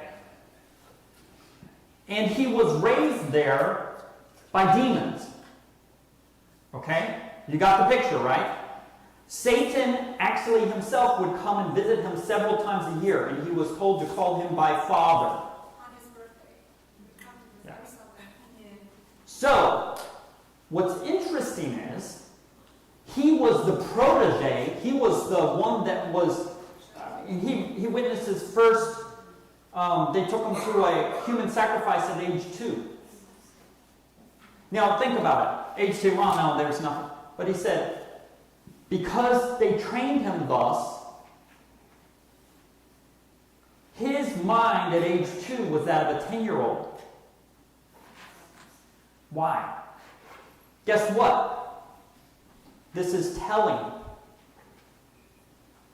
He had to eat his meals, 3 meals, exactly the same time every day. His supper meal only could consist of a couple pieces of fruit. Exactly what Ellen White told us. That's what Satan knew and he said it was because of spiritual, and he couldn't overeat, he couldn't eat non-GMO, he couldn't eat GMO. It goes on and on. So think about it. You just said Satan wants us, the masses, to eat totally different than what will give us spiritual discernment. So Satan was wanting, or having, in fact, when they would be off playing in the meadow, the demons in him, the demons never left him. He didn't have friends other than the demons. They would shapeshift, they would transport him, all kinds of stuff. When they would be off in the meadow playing, and it was mealtime, they would transport him back so he could eat on time. That's how important it is to Satan's high up. Do you see what I'm saying? If Satan knows that the only way a human can have the spiritual discernment, his spiritual discernment, is by following these health principles, which we've been clearly told, how much more should we be following? You see what I'm saying? The adversary. And he said that he didn't want his body to be the grave of the dead. Yes, he said he didn't want his body to be the graveyard of the animals he ate. So think about that. I'm sharing with you from God, but the Satanists know. They know it too. Yeah. They know it. In fact, they would not call Jesus by his name. They called him by the one that we crucified on the cross. Guess how they referred to Ellen White? That old lady. That old woman. And guess he said that Christians that play Christianity, they could snuff them out like that. But he said the Adventists, the Seventh-day Adventists, they had a protection if they were not plain Adventists. They were protected. And it's not just the satanic churches, it's all the New Age churches. Oh, he didn't call names, but there's so much to this. We are in a great controversy. We're not fighting against flesh and blood. That's right. We've been given all this. Why? So we can. So we can understand. So what I'm sharing with you, I wasn't planning on sharing this, but the way you said it, it was like, okay, I need to address this. Because this is known only high up. Only. How do you know about this? It's on YouTube. It's on YouTube, but He has a book. he has a book. We bought the book, and my wife actually, did you finish it? He's now Seventh-day Adventist. Oh yeah, he's a Seventh-day Adventist. He's getting his MDiv right now. Yep. I mean, tremendous. And Satan comes at him still, but God protects. He's a modern day Roger Bernard. He is modern day, yes. And it blows me away because he laid out our whole, basically the great controversy of what we know as Seventh-day Adventists. And anyway, it's tremendous not to read to be, oh wow, this is amazing, but to realize how far Satan wants his stuff to progress. Someone was raising. What's the name of that book? Do you know who Scott Ritzman is? Belt of Truth Ministries. Yeah. Belt of Truth Ministries.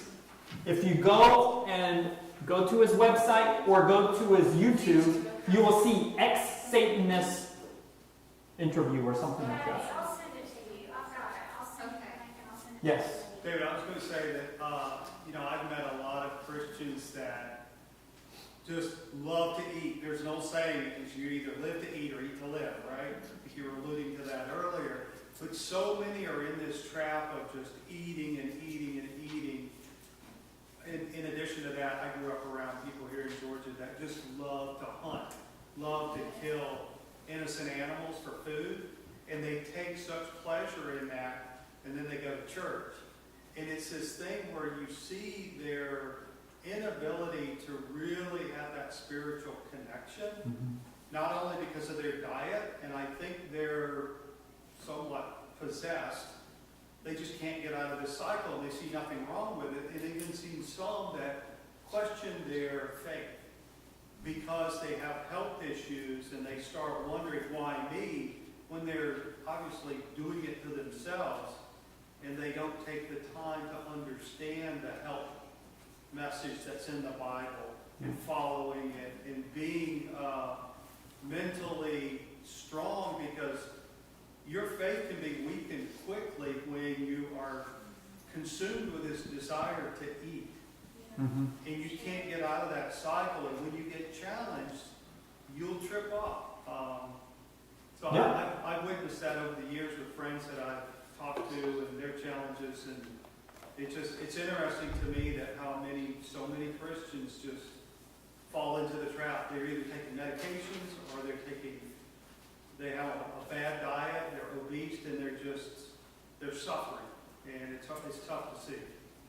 So last time, who were here, we talked about spices. Remember? Yes. What spice? Who was here? Remember? Nutmeg is what? Good? No good. Okay. Poison. So if you look at this is the Encyclopedia of Foods and Their Healing Powers.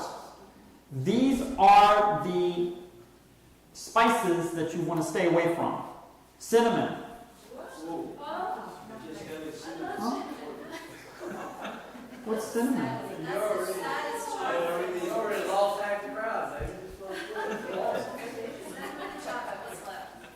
So, now cinnamon can be used medicinally in certain cases, but there's other things that can be used that are less detrimental. Let me read to you about cinnamon. Cinnamon is the bark from the young branches of the cinnamon tree, which is similar to the laurel and is grown in Asia and tropical America. Its flavor is sweet and fragrant. It serves as an appetizer. It is digestive and astringent, but contraindicated for persons with gastroduodenal ulcers. So it hurts the stomach.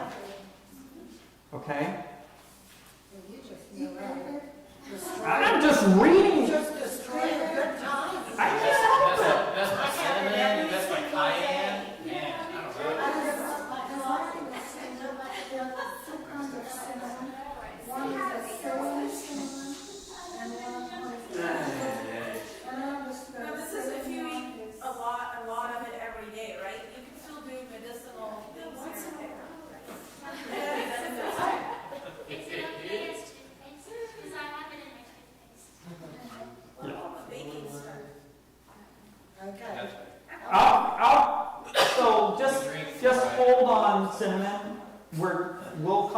that later.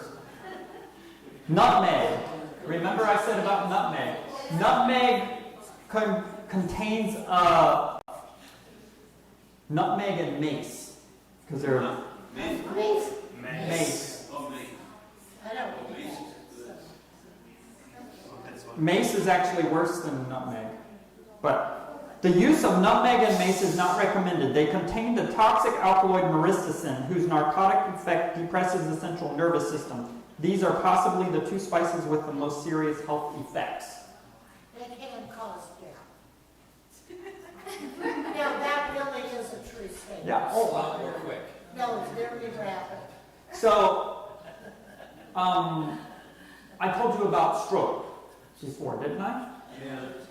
Okay. So this is something, we had a gentleman, I met him, so, I can do it in 1 minute, okay. Working at the union, I get there at 6:30, 6 in the morning, and I put my stuff outside to cook because we weren't supposed to bring anything inside. So I had to put my rice cooker outside in a little container, and it is back old management or old leaders, right? And so on the first floor is the only place I could do it outside. No one's there at the office that time. But there were these workers that would work on the water fountain. It was a totally new building, renovated everything, new water fountain. This was the best company in Atlanta that puts in these water fountains in these businesses, right? And it kept leaking. And they kept sending people out. So this was happening. It was right before Christmas, our Christmas vacation. And I go in and, at lunchtime I come down, I have my rice in the warmer, and, I do everything outside and then go up to my office and eat. And there's a guy who I had talked to. He was Hispanic. I forgot his name, but I can tell you. Well, I got Mauricio. And I saw him, and his face was like this. What's going on? I'm like, what happened? And he's like, I had a stroke. I'm like, well, when did you have it? It's like, 3 days ago. I'm like, well, what are you doing at work? He's like, well, I got to work. And so for 30 minutes, I shared with him what to do. Just 30 minutes. I didn't tell him many reasons. I just gave him exact, go home and do this, Went home for Christmas break. 2.5 weeks, I show up. And they work later in the day, but he was there when I came up at 6:30, waiting for me. Totally correct. No, he couldn't close his eye because of that. And so when you would shower, think about it. Sleeping with your eye open? Shampooing with your eye open? Think about that. 2.5 weeks, reverse. Lifestyle and the proper use of a small amount of nutmeg. What did I say? Nervous system. It depresses the central nervous system. In the islands, they would carry a little piece of nutmeg, the ladies would, in their purse. They started having a stroke. Yeah, but you got to do it a certain way. But so cloves, chili peppers, capsaicin. This is also on the bad list, right? These are all the bad lists. So cloves, Cloves, chili pepper, hot peppers, basically. Which is one thing hard for me and my wife. Kimchi. Woo. Black and white pepper. You know what I'm talking about, right? Everyone sort of knew that, right? Yeah. so all pepper. So are jalapenos in the same, are those? Oh, that can eat. Yes, jalapenos. Mangoes.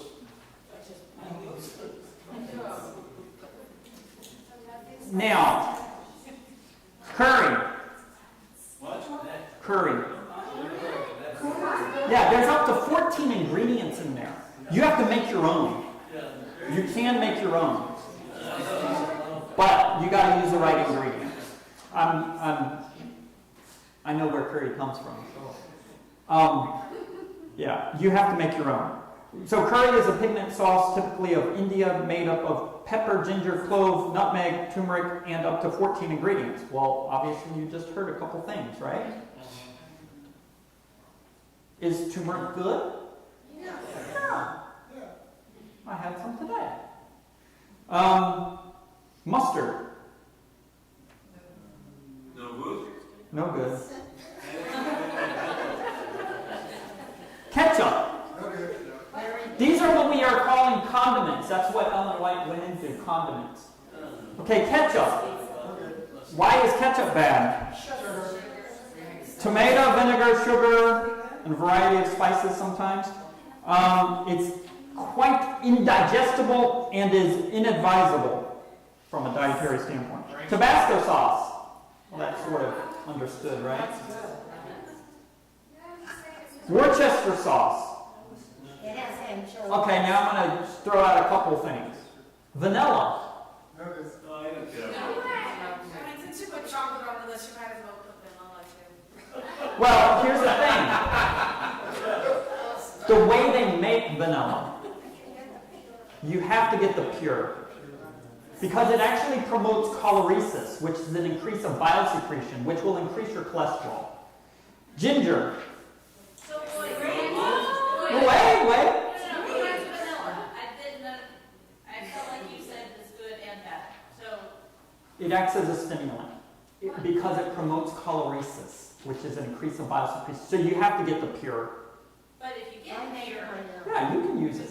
okay, so okay, well, that's what I was. I'm just saying, this is what you normally would get. You're not going to go get extract. No. Okay, ginger.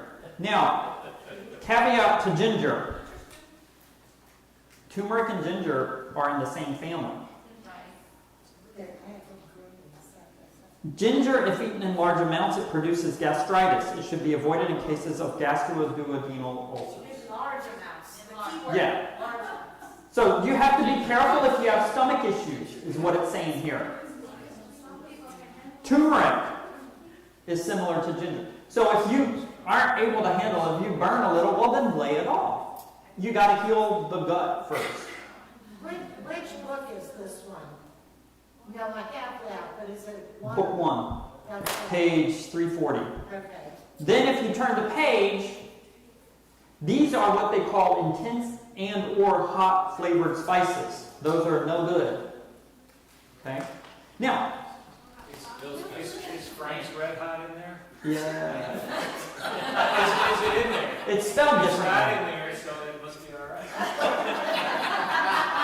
If you put that crap on anything, right? Okay, so these are the good ones. We've lost it now. So you have caper. C-A-P-E-R. It's good. Yeah, I'm telling you the good ones now.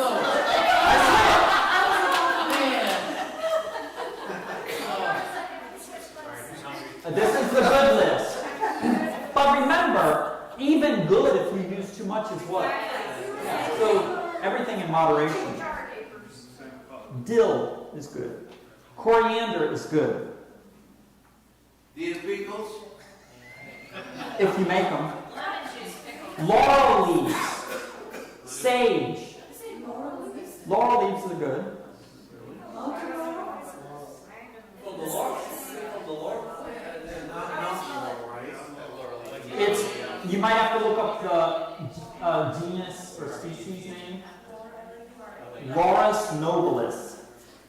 You're not talking about I guess it's different.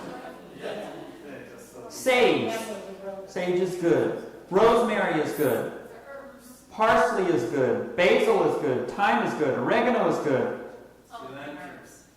Lovage, saffron, horseradish, if you can find a good, because normally they put vinegar in it. Cumin, You can grow it. savory, anise, Serville. I don't know what Serville is. So these are all good, but you can look at the things that it helps. These books are very useful. These were put together by our denomination, our church. They've been around a long time, and they have references and everything. So if you go to book 2, you can actually go to, say, allergies, or you can look at the different types of things, and it'll tell you what to increase, what to decrease. So, question. How many hours between when you finish eating to when you start eating? 5. No? Finish the one? 5 to 6 or more. 5 hours. How long before you go to sleep could you eat a supper if it's in the schedule? 3 hours. What could supper consist of? Fruit and twice-baked bread? Steak. No vegetables. No salad. No vegetables for dinner? No. How long before you eat, when can you drink water?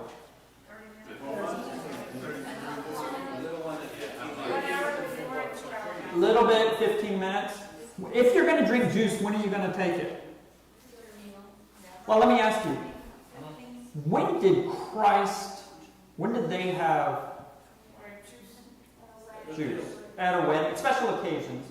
So it is possible. But remember, if you're taking a juice glass like this,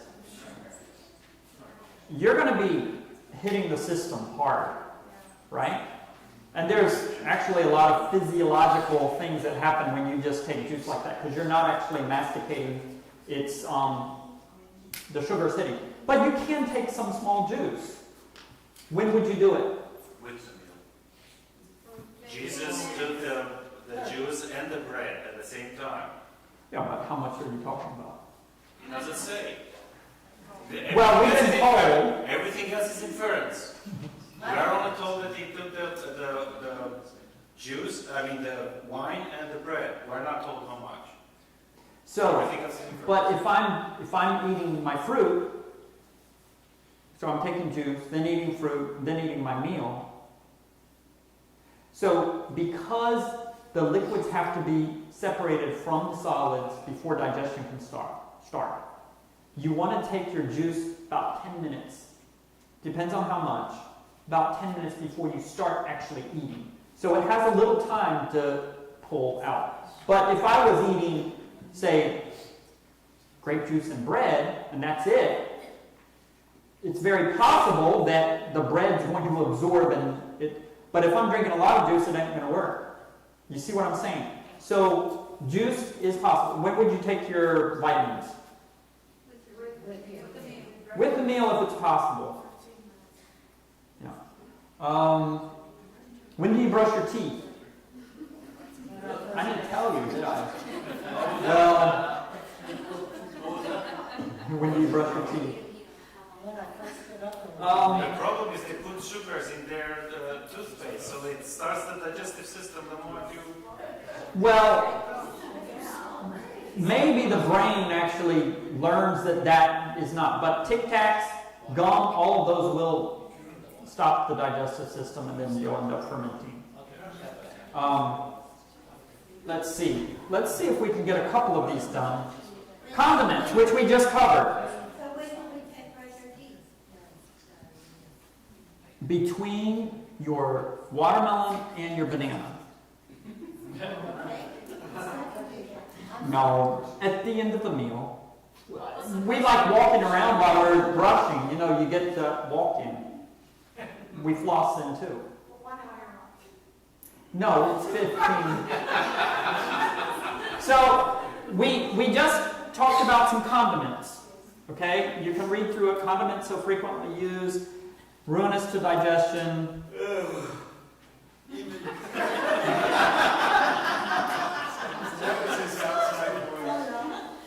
They irritate the stomach. So, What if they don't irritate the stomach? you don't Because really I know. have no trouble with horseradish. I didn't know horseradish was a good thing. That was very good. Yeah. If it doesn't have, what should it not have?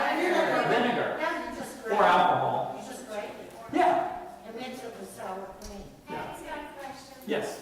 What was it, how long should you wait to drink water after your meal, did you say, was it 2 2 hours? hours. 2 hours. And how do you drink it? Slow. Slow. It's in here.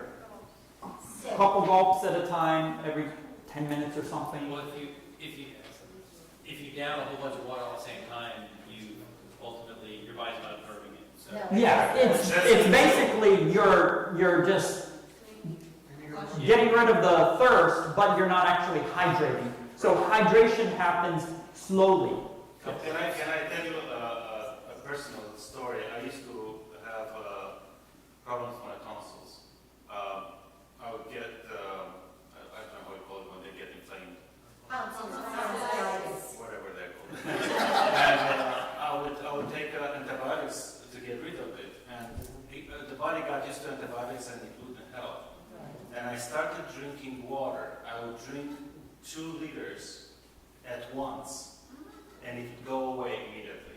So water is good to drink like that too if you want to flush your body. Actually, when you wake up, how do you drink it? I drink it. Bolus. Yeah.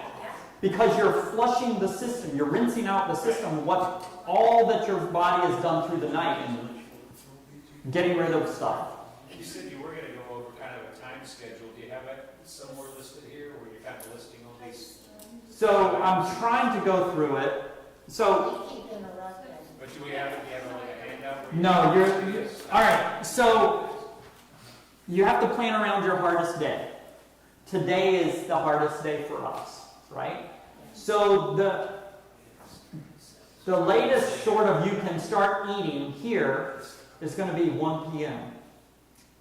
I mean, we sort of waited around, right? But if your median time was 1 p.m., you could start at 12:30 up until 1:30. So you should be safe. An hour in there. But if you work backwards from 12:30, what do you got? You would have to be finishing your breakfast at what time? 7:30 or before. So you have to think, hey, I want to eat with my brothers and sisters, the saints. I often fast. But as long as you say, here's the issue. If it's outside of your schedule, then you'll have to fast again to get back onto your normal schedule. You see what I'm saying? So you got to fast one way, and if it's at a different You're time. skipping breakfast, and then you're having a lunch, and then you're not eating the next morning for breakfast. But you just set. You're only skipping one meal. But see, if you skip a meal, you're breaking that regularity from before, right? Then, say you're normally, what time? If 7 or that's whatever. yeah, but I'm saying for lunch. Is lunch on target for potluck? Yeah. Okay, if it's on target, but if it's not, say I fast breakfast because I know I'm going to eat lunch at 3 p.m.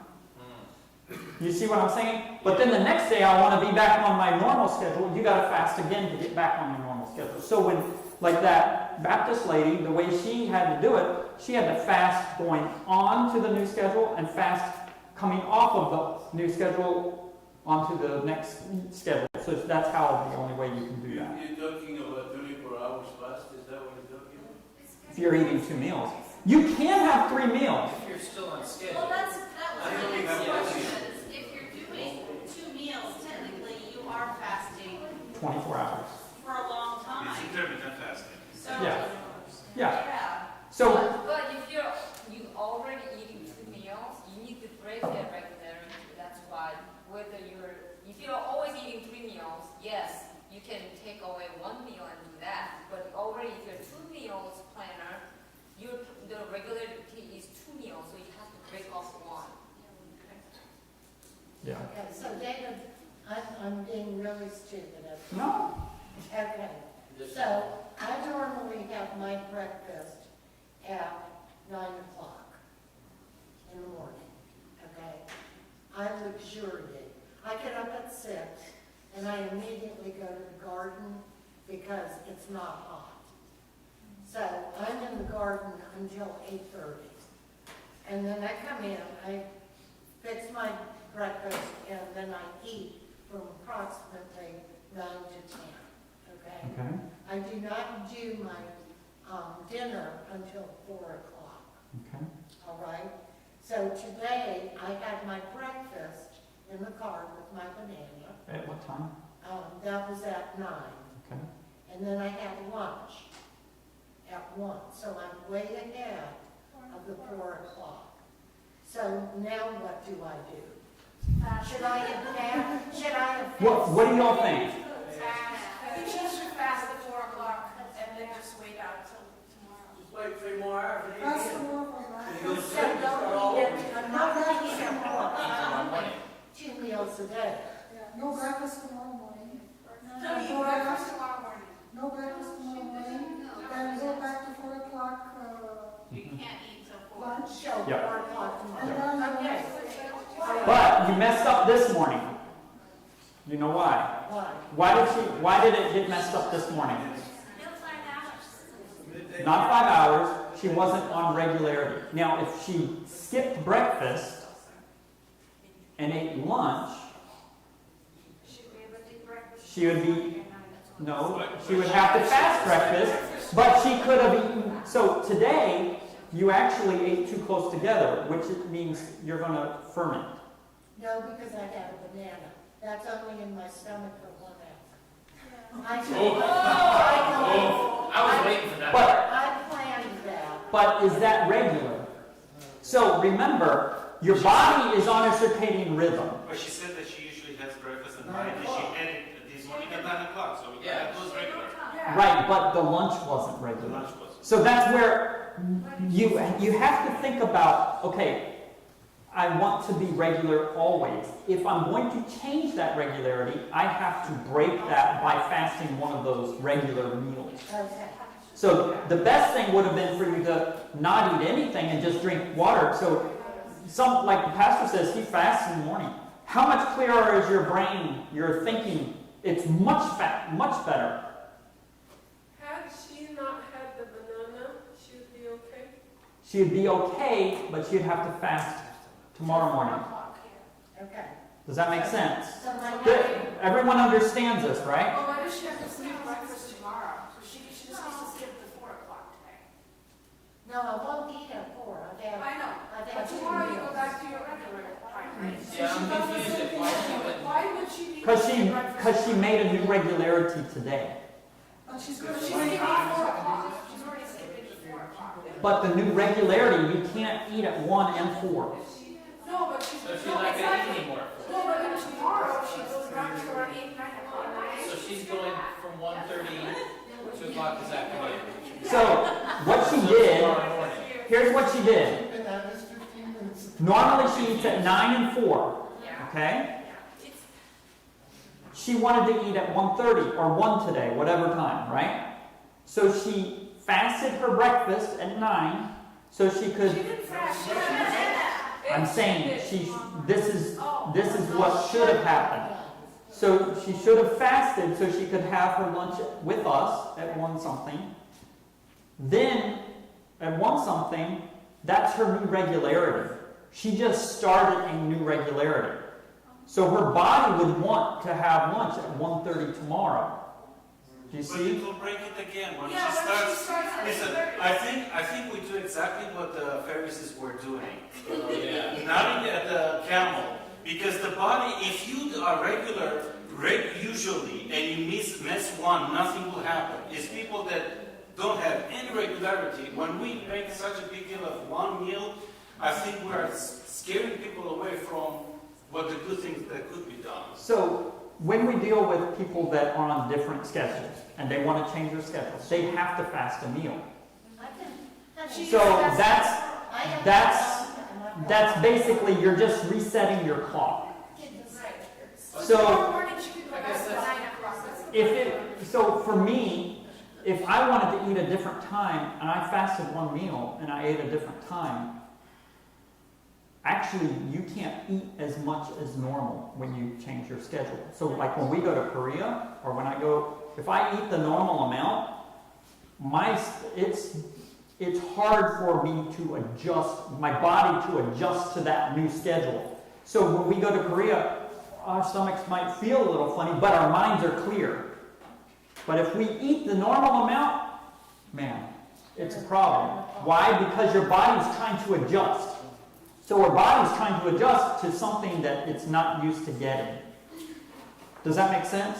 So, for her, the best thing, don't eat until my breakfast tomorrow. I don't eat anything today. well, yeah, it's definitely that.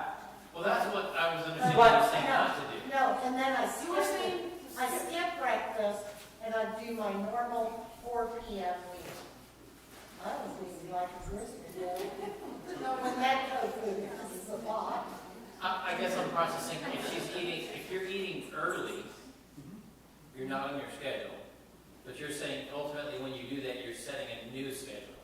But she doesn't want to. Even though she's going from an earlier time to her regular time in the morning, it's still not the healthiest. Why would that be? No, she's not saying like this is, it's just, he's trying to present the more perfect way of doing that. So I'm trying to understand the logic in that, because actually she's fasting longer than she would have been if she waited to eat till 4. And so logically for me, I was just processing, I'm confused. So I end up Does washing. that make sense? I Well, we're asking David. do a 26-hour fast. is what I do.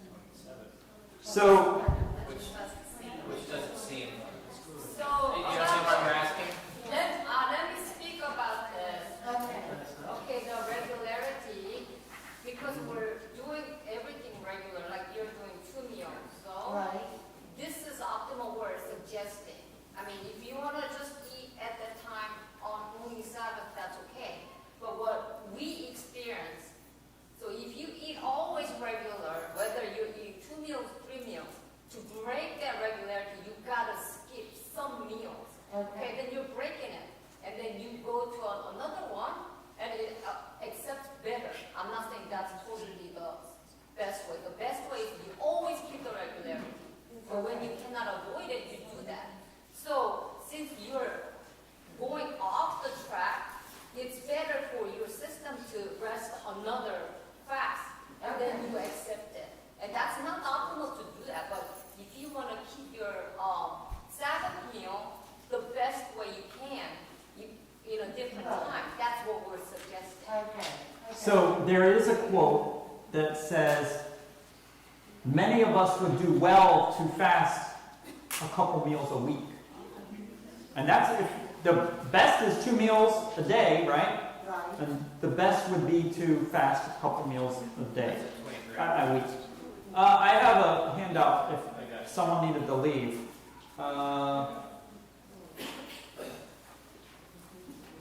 This is a lot of information in it that has the different things about pure air. Do you know that you should toss your garbage, scraps out from the house? I'm sorry. You're what? So like if you peel your mangoes and stuff like that, you don't leave it in the house. Except No, if you're sick and you cut the whole onion and leave it on the nice. That's different. That absorbs. Yes, but I'm saying the normal, Yeah. the refuse, the food stuff, you need to remove it from the house. So it talks about this. You don't want it to be spoiling. You want to have plants through the house. You don't want decaying leaves around your windows. You want to open your windows daily. You want to, it goes through those type of things. The things that, like showering daily, multiple times. You know, making sure everything is clean. It goes through sunlight. It goes through a lot of different things. But these are things that you can take. And this is a lot of information here. It also goes into some of the stuff we were going over. Cutting out different things, not using baking soda or baking powder, avoiding canned foods. And take this and read it and see what you can incorporate. I'm not saying you can do everything, but there's a lot of information in here. David, put a schedule in, like, does Ellen White have a schedule like you were talking about, or can you So the schedule. Can you email us one that has like kind of the? Well, so basically the schedule would be waking, drinking water, devotion, exercise, lunch, breakfast. And the most important part about that is making sure that you're regular in that, in like your breakfast time, your lunch time. So your lunch is your biggest meal of the But day? it's not just the eating. No, breakfast is the biggest meal of the day. But it's not just the eating. It's the regularity when you go to sleep. Yes, Your body doesn't yes. want to produce the melatonin. When you wake up, everything is irregular. Everything. That's why people, when they go to military, they count the fetus. Because in the military, they always have everything at the same time. It's biological. Well, yes, and that, what Ellen White said is of vital importance. I told you before, the three angels' message, she says, all those different things, right? The commandments. But she said regularity in eating is of vital importance. So that's the most important thing to always keep regular. Yes? I like that you gave Noah example because I don't like fasting either when I travel. So when I go to Brazil, I prepare a lunch box so I can eat on that time in the airplane. And that way I don't have to fast to enter the new schedule. So it was good that you gave that example. If someone don't want to fast, carry some food with you when it comes that time. You continue your regular. I gave all those out. Did you have any more up here? My health plan? The one that we just passed out. Cynthia, what you were Okay. Thank you. I thought I got them. So we just went over these things. This is not my writing. It says mustard, pepper, pickles, spices, and other things like character. Okay? I took you to science. This is God's Word. Okay? Next. It's important, can I? Yes. Because in my case right now, I'm all over the place. I go, do you want to go out to work? Anyway, 5 hours each meal, no matter what time I start, what time I have later on in 5 hours. Fine? It needs to be the same time every day. So, there was a neighbor back in Virginia. I remember going in and talking to the neighbor. Never met him before. And his little dog comes running up and starts yep, yep, yep, yep, yep, right at his feet. And he said, "Oh, it's meal time." I'm like, wow. It's like, yeah, it's to the second. Why? Because all of us animals, yeah, I'm putting us in that category, we all have circadian rhythms. You teach something, your body wants to be regular.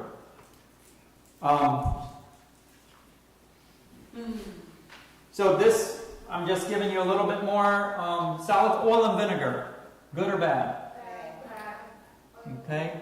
Oil and lemon. And notice the quote where it's from. Personal experience in what? Conquering the vinegar habit. I wanted to tell you something. I've been waiting to tell you this. So after What about? your first meeting here 2 weeks ago, I did go home because I am quite impressed about it. It's not known yet. I've known this all my life through, Ellen White's writings. I've just never been impressed to do it. And then finally doing this. So after your meeting, I went home and I threw away all my cheeses, every single bit of my cheeses that I have. And I also cleared out my pantry of all my vinegars, every single one of them. And then when it came, we were going to prepare for potluck. I was going to prepare for potluck, and you said salads. This one I had saved off of Pinterest, which was an Italian white bean salad, it called for I'm sorry, I can't say my order there, but red wine vinegar, sorry. It called for that, and I just automatically thought, well, I said the only other thing I know to use in place of it is fresh lemon, and so that's what I did.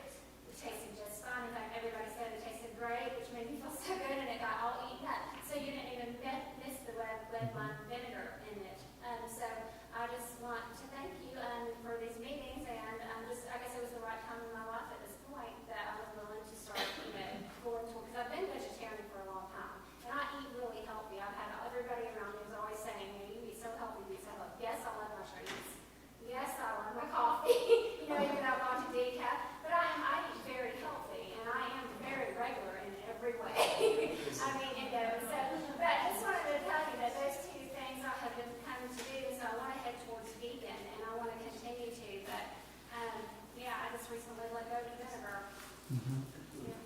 And, And cheese. you know, just read the quote, you know, if she had problems conquering the vinegar habit, well, You mix oil, olive oil, and lemon, and garlic, and make a salad dressing. you can.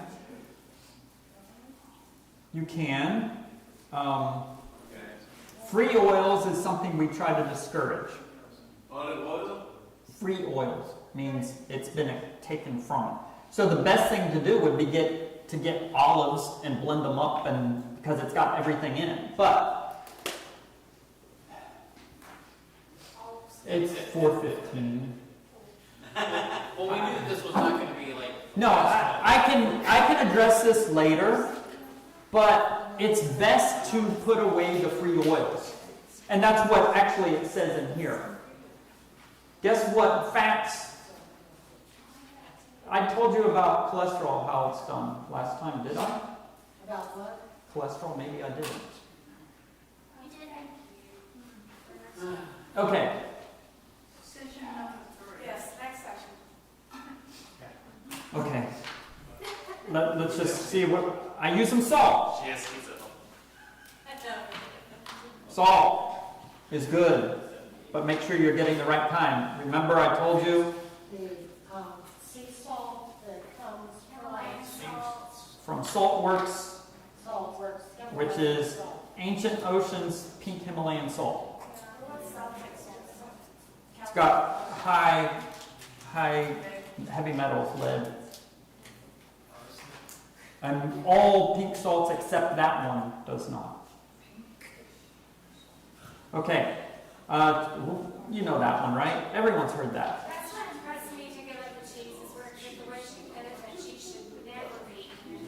And I'm a huge pizza lover. I mean, I love my pizza. I had to give up, yeah. I was willing to do it for God, you know. Can you go back to school? Wait. My wife's telling me it's time, so I better cut it. Just the next slide. The next slide. You're gonna have to, you're gonna have to fast. Grain juice for porridge or mush should have several hours cooking. Wow. Did I cover that last time? No. And Joan, can I just cover this one? Since she made me go to the next slide. Yeah. Otherwise, they gotta wait several weeks. It's not because of my Okay. Next time. All right, I'll share you. Okay. She's not gonna So- do it next week, so. Okay. Let me explain. Grains. Everyone knows what grains are. Not seeds. Not amaranth. Not millet. Not quinoa. Those are seeds. They're not grains. Rice, oats, wheat, barley, those type of things. Okay. Porridge or mush, if you look up the dictionary in her era, when she wrote this, porridge and mush means that it is cooked in liquid. Okay? Which is how we cook rice, it's how we cook these things, right? Whether it's a milk or, nut milk or whatever, right? Several hours of cooking. Well, what is that? My rice would be. Sorry. Several hours of cooking. What does several mean?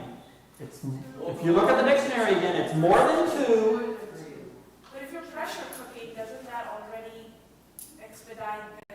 So, what they found is, we as Seventh-day Adventists didn't know why this was said until probably 25 years ago. They did a study on cadavers. They found that undercooked starches and grains cause scars on the lacunae region of the brain, which is, they call lacunae scars, but they are the frontal lobe, basically. And those scars cause TIAs and mini strokes. Wow. But they also found that when the grains are properly cooked, that those scars would reside. Had a pastor, went to his church, doing full seminar. He was very distraught when we got there. He was living healthy, but he was told us for the last 7-8 months he was having mini strokes. Every day, every second day, or every third day. Just little TIAs. We're like, okay. Well, we looked at his diet. found that he was taking a quarter to a half a cup of quick oats. You know what quick oats are? You know quick oats, rolled oats, quick oats, all those regular oats, they've all been cooked.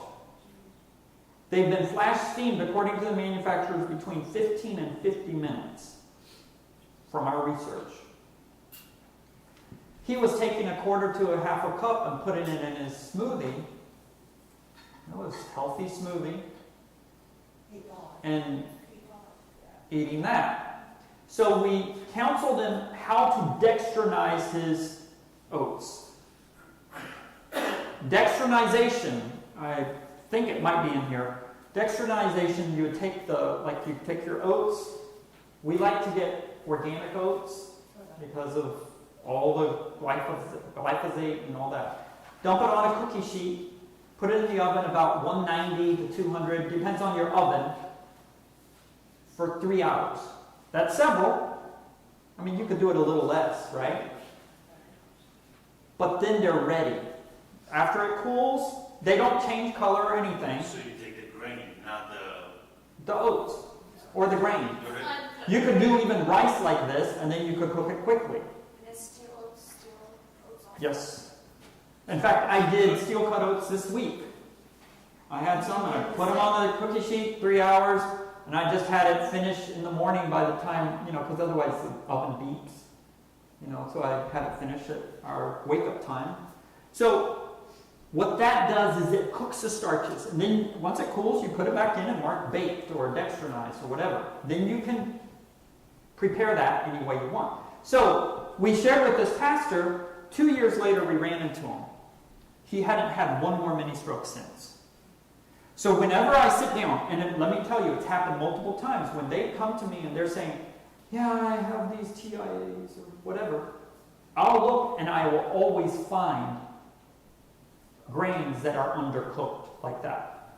So the way we cook our rice, we soak the rice all night long, the brown rice. Then we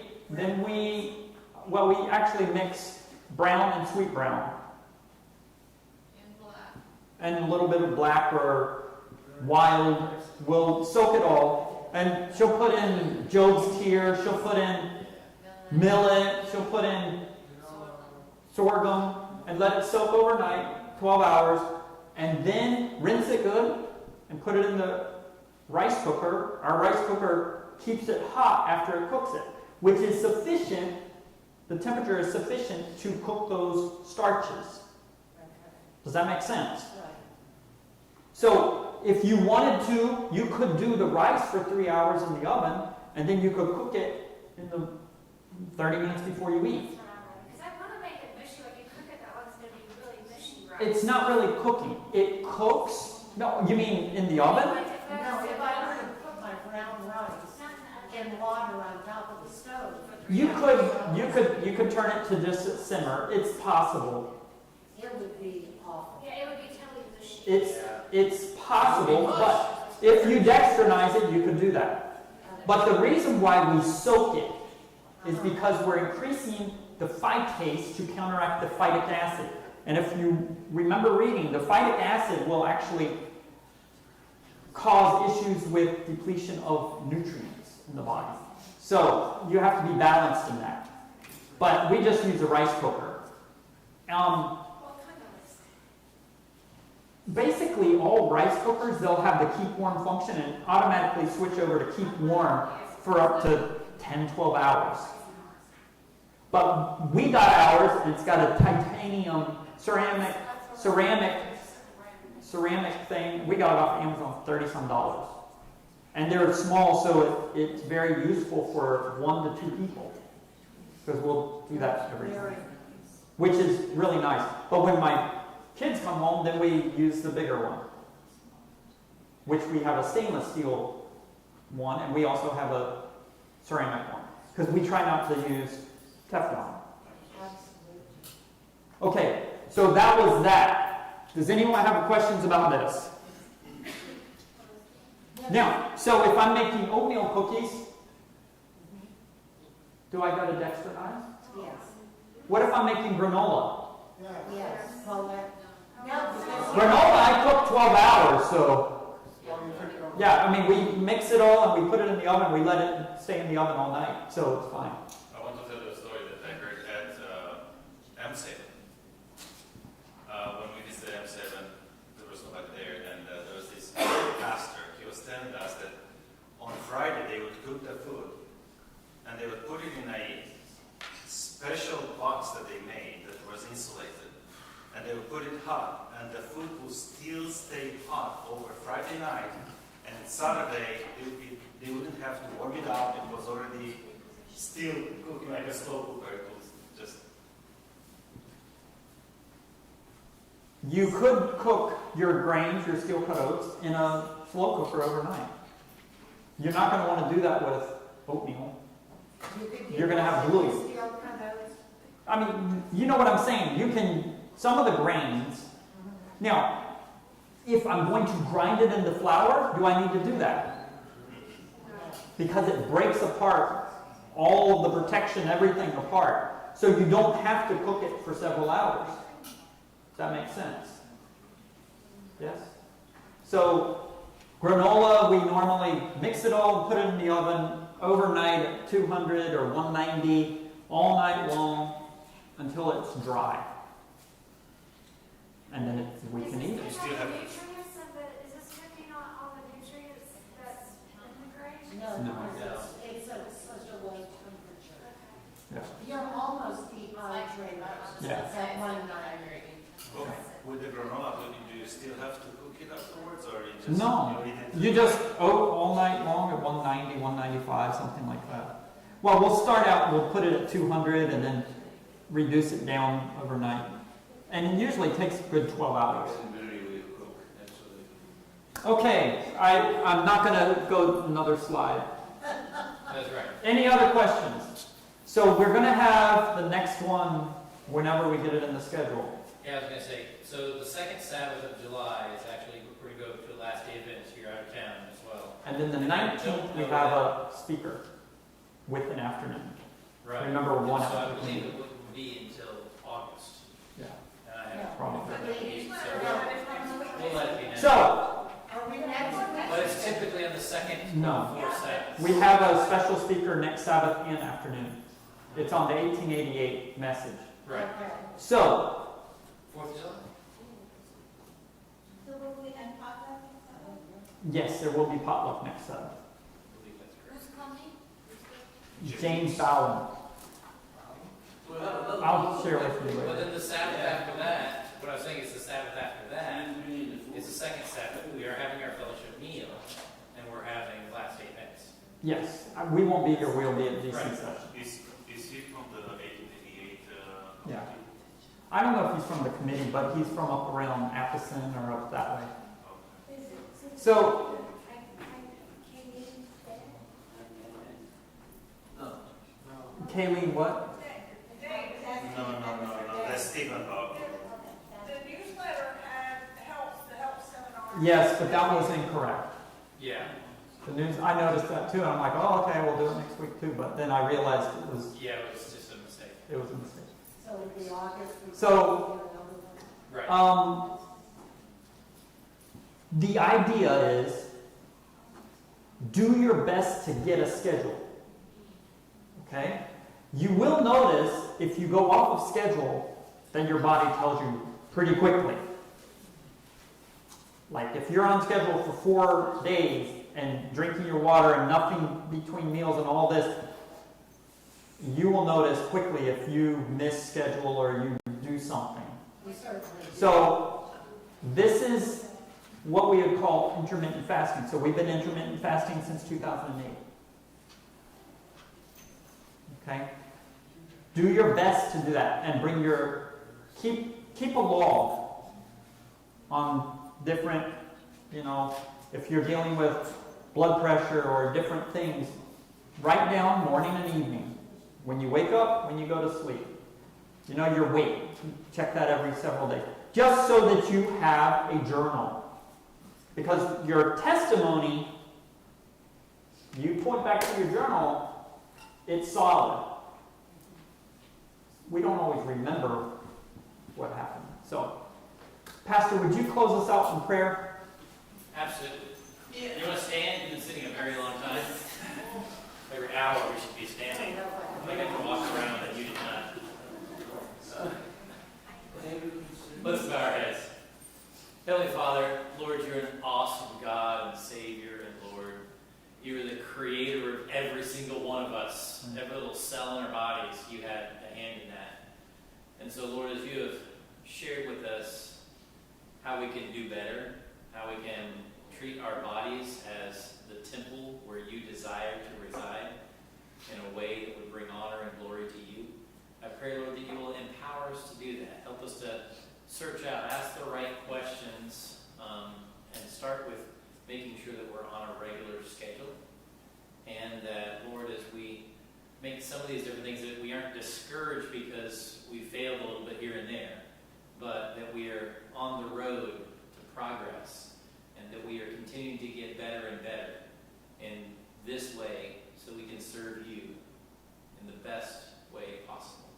We thank you, Father, for hearing and answering this prayer, for giving us safe drives home, and bringing us back together soon. In Jesus' name, amen. Amen. Thank you, David.